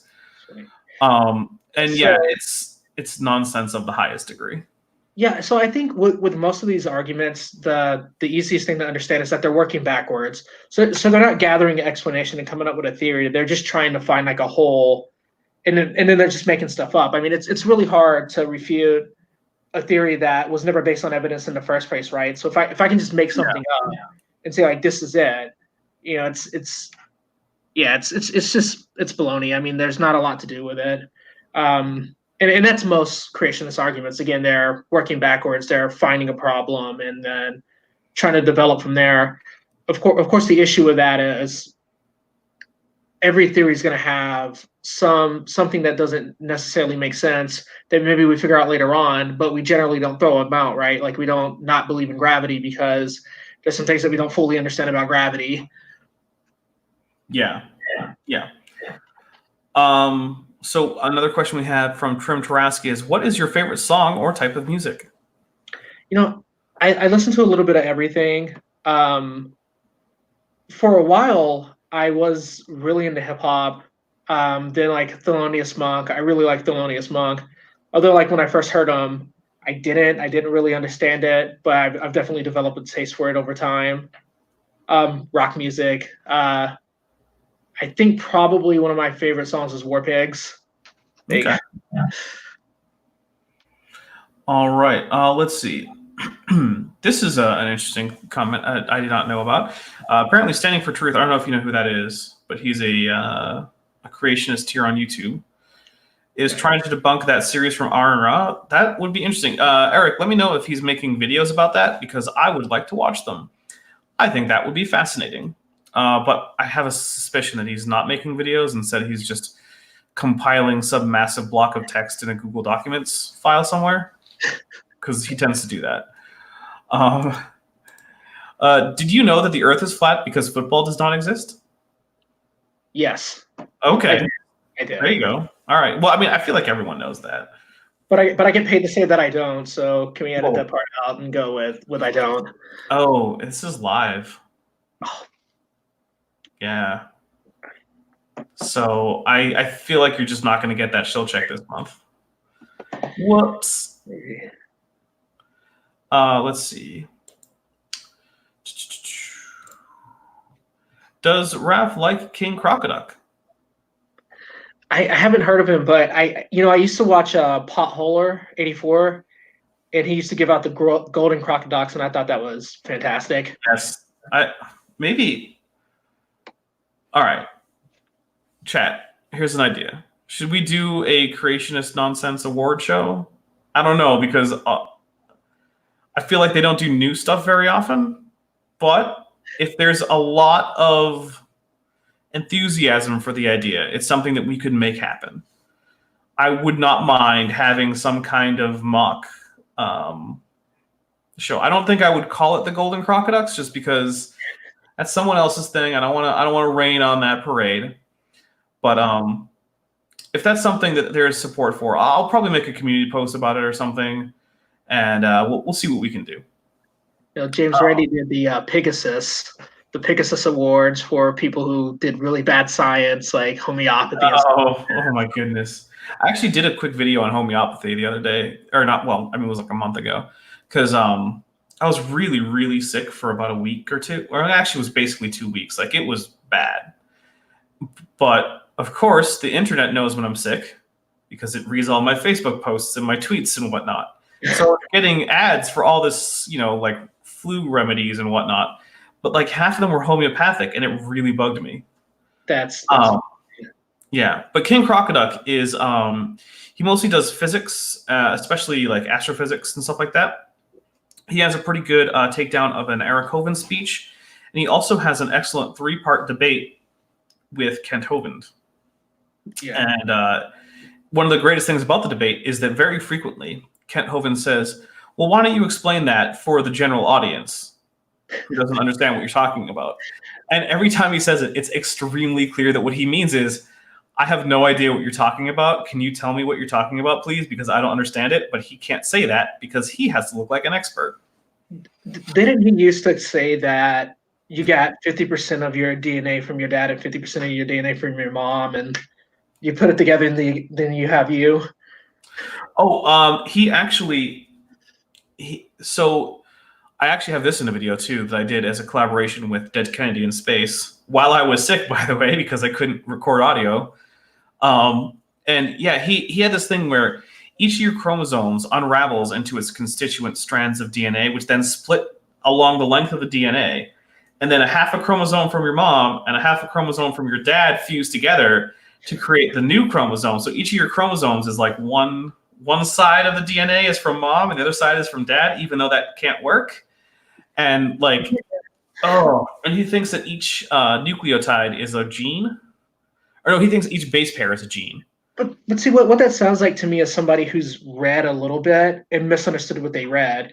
Because we were talking about the human chromosome 2 fusion site, in that the 46 chromosomes arranged into 23 pairs, and that you get those 23 from your mom, 23 from your dad. So it seems like he just kind of read something, misunderstood it, and ran with it. Yeah, it's bad. But the thing is, actually, he did a debate recently on a Marvel Girls channel with Conspiracy Cats or Baldy Cats. I guess it was Baldy Cats. I suspect that they're not identical twins; that they're actually the same guy. But don't tell either of them that. But anyway, so he did a debate with one of the cat's brothers, I suppose, and he repeated some of the same things, showing off his staggering ignorance of genetics, even the most basic things. He also didn't know what an allele was. So, yeah, I think he still thinks those things.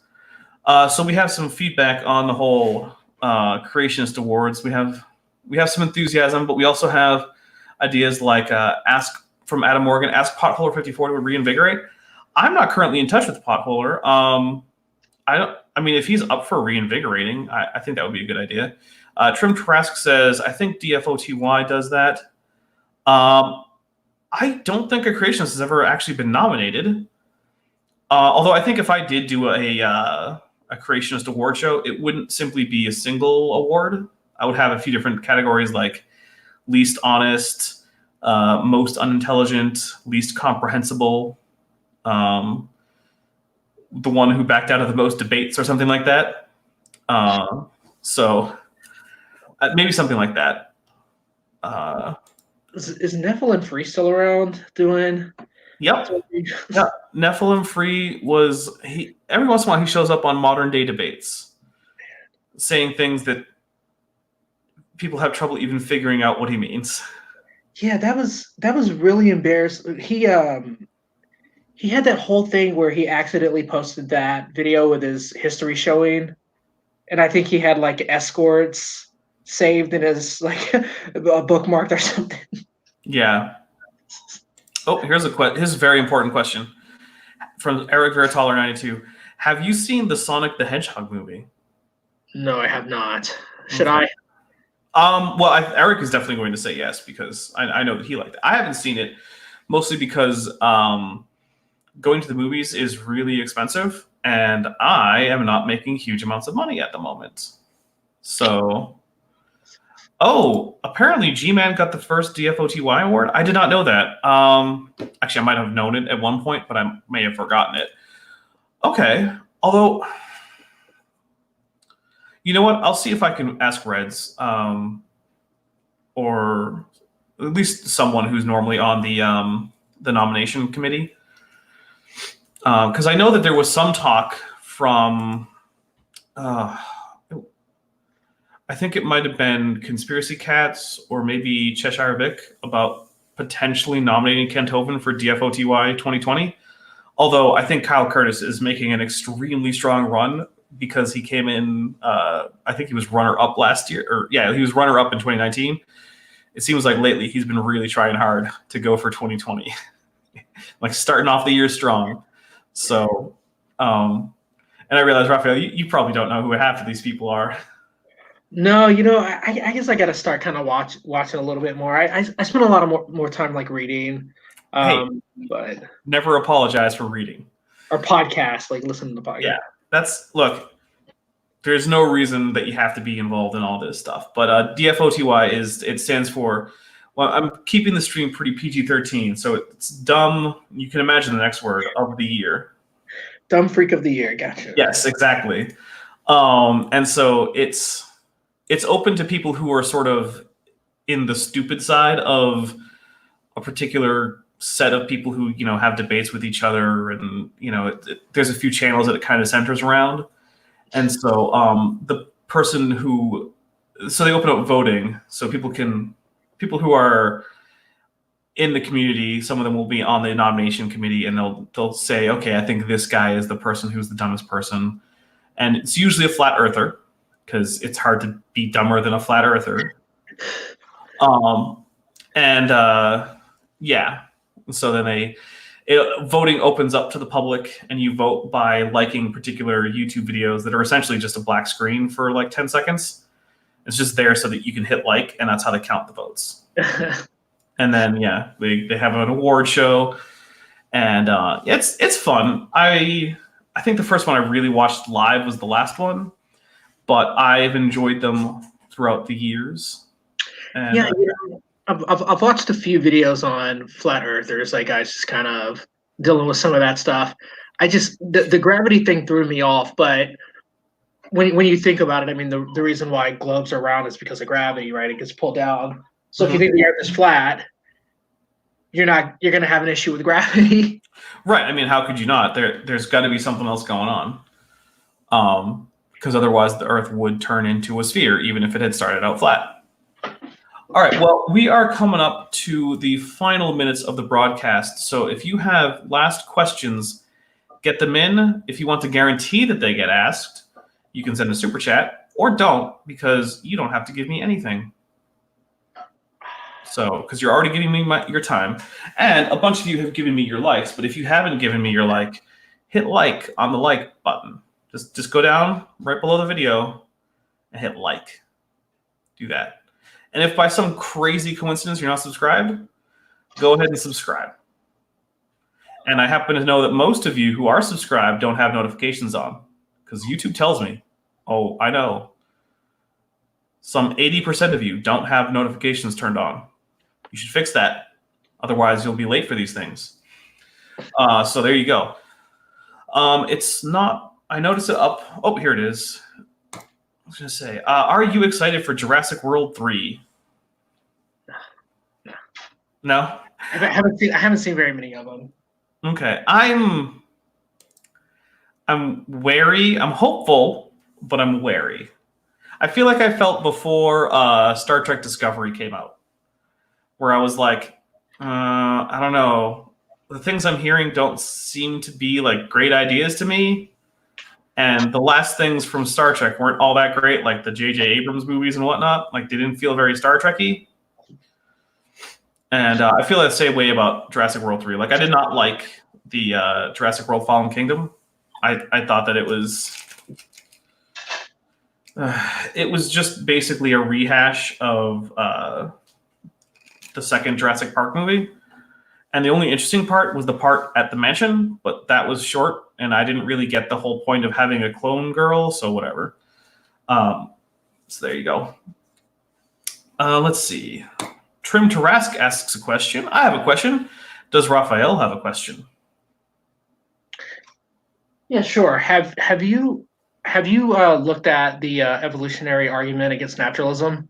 And if you have, what do you think? I don't think that I have. What is it? What is the argument? Oh, well, basically, what it's an argument developed by Alvin Plantinga, And essentially what he tries to argue is that naturalism's not a position that you can hold intellectually or have intellectual honesty with because of our brains not evolving for truth but evolving for survival. So you can never really know what you think if it's correct or not. It's just our brains didn't evolve to know necessarily what's correct, but what will pass our genetics on. Okay. I would say that I think that that's one of the reasons why humans have so many cognitive biases is a result of things like that. However, I think that the human brain humans came to rely so heavily on being able to make things like deductions and inferences and things that are reliably correct that I think, despite their cognitive bias, they are capable generally in ways that are broadly explainable, evolutionarily speaking, of if they're careful coming to correct logical conclusions. But I think it's one of the reasons that humans have to learn logic, they have to learn to think clearly, they have to learn to avoid their own cognitive biases. And I think that right there is explained by the fact that the human brain didn't evolve to naturally become a truth machine. It was evolved to just on its own, untrained, be good enough. Yeah. Yeah, and I think that's why like the scientific method is so important, right? Because something like homeopathy, it's going to have a placebo effect a lot of times, and the only way we know if it works or not is by doing these double-blind studies and stuff like that. You know, it's kind of like the same issue I have. Like I work out, I like to lift weights, do martial arts. And the doctor, I take creatine, and the doctor was asking me if creatine works for me. I don't know. I don't know if it individually works for me. I know what the studies say. I know the studies say that it helps put on some extra muscle, but I can't eyeball it. I don't know. Right. And how would you do the study? Would you give yourself a placebo sometimes? I don't even know. Eric Viertaler asks, dog or cat person? So I'm definitely a dog person, and the reason why I keep looking back is because my dog was trying to get into the room. She got into the room, walked up to me, acted like she wanted me to pick her up, and then ran back out of the room. As for me, I am generally a dog person. I like dogs. I don't, unlike some people, I don't dislike cats, though. I think cats are nice. I, however, am a bit allergic to cats, and so I don't hang out with them very much. But I think they're very beautiful creatures, and they're very good at doing what they do, which is mostly sleeping and sometimes hunting. Yeah, my wife was a real cat person. She grew up with cats, and when we got a dog, like of course, like she loves the dog now, but she wasn't completely sold on the idea at first. Well, I'm glad that you convinced her otherwise, because dogs are a nice pet. Mage Grey Wolf says, "I'm a dinosaur person. I have 4." Wow, that's a. I would honestly hesitate to have a single dinosaur as a pet. I mean, they're loud. They live forever. I don't know. Oh, hey, there's a dog. Aw. What's the dog's name? Minnie. Minnie? All right. So that's a lot of dinosaurs to have as a pet. But I think we have about 2 minutes left, so I think it is probably wrap-up time. So we'll go through some channel news and updates and whatnot. So Saturday, there's going to be yet another Leaving Young Earth Creationism. I'm trying to keep these to the weekdays, like Thursdays after work and things, but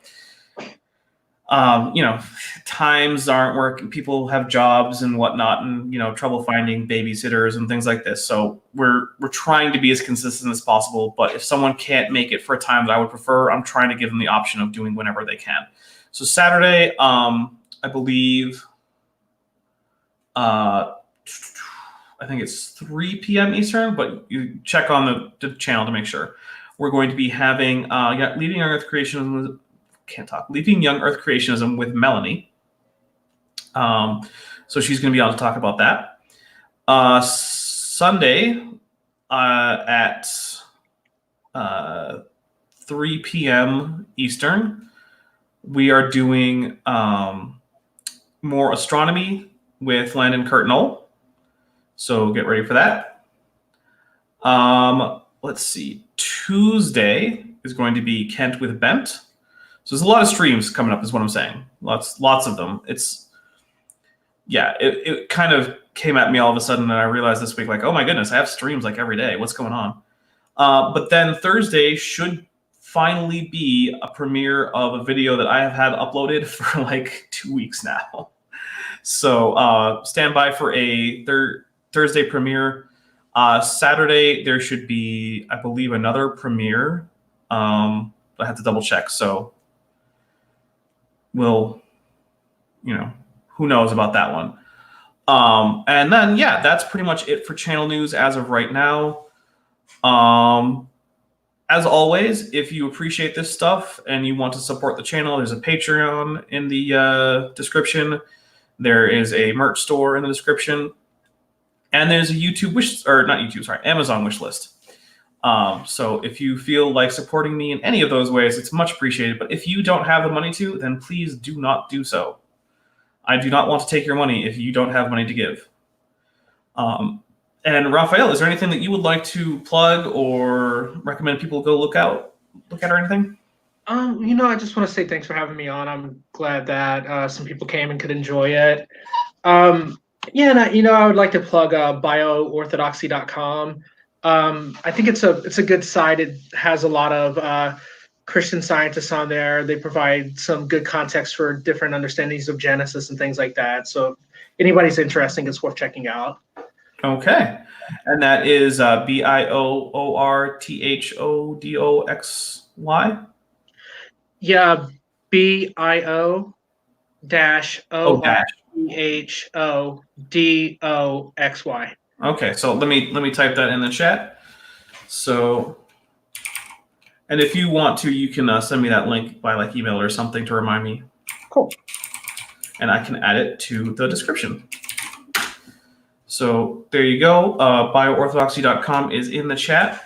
If people want to follow you, do you have any public like social media or anything? No. No, I'm on Facebook. I'm on Twitter and I'm on Instagram. My Instagram is full of jiu-jitsu stuff. Facebook, I was a little bit more private, but I've opened up a little bit more since I've started like competing. So I'm perfectly fine with anybody adding me. I'm easy to find. It's Raphael. My last name is Beeson, so B as in boy, EASON. I'm also on the Answering Answers in Genesis page, so you could probably find me in there pretty easy too. Okay, and if you want any of those to go in the description, just send them to me and I will get them in there. Probably not tonight because Bent Hovind is playing a show with his band, and I'm going to go watch them after this. So, well, thank you very much for coming on, Raphael. I had a lot of fun. I hope you did too. Thank you, everyone who came, everyone who asked questions. Stay tuned for more stuff from this channel because it just keeps on going. And at some point, I'm going to have to take a break. But that's not anytime soon. And I will have videos scheduled to go up if I do start to take a break. But good night, everybody. I'm the Dagger Dinosaur.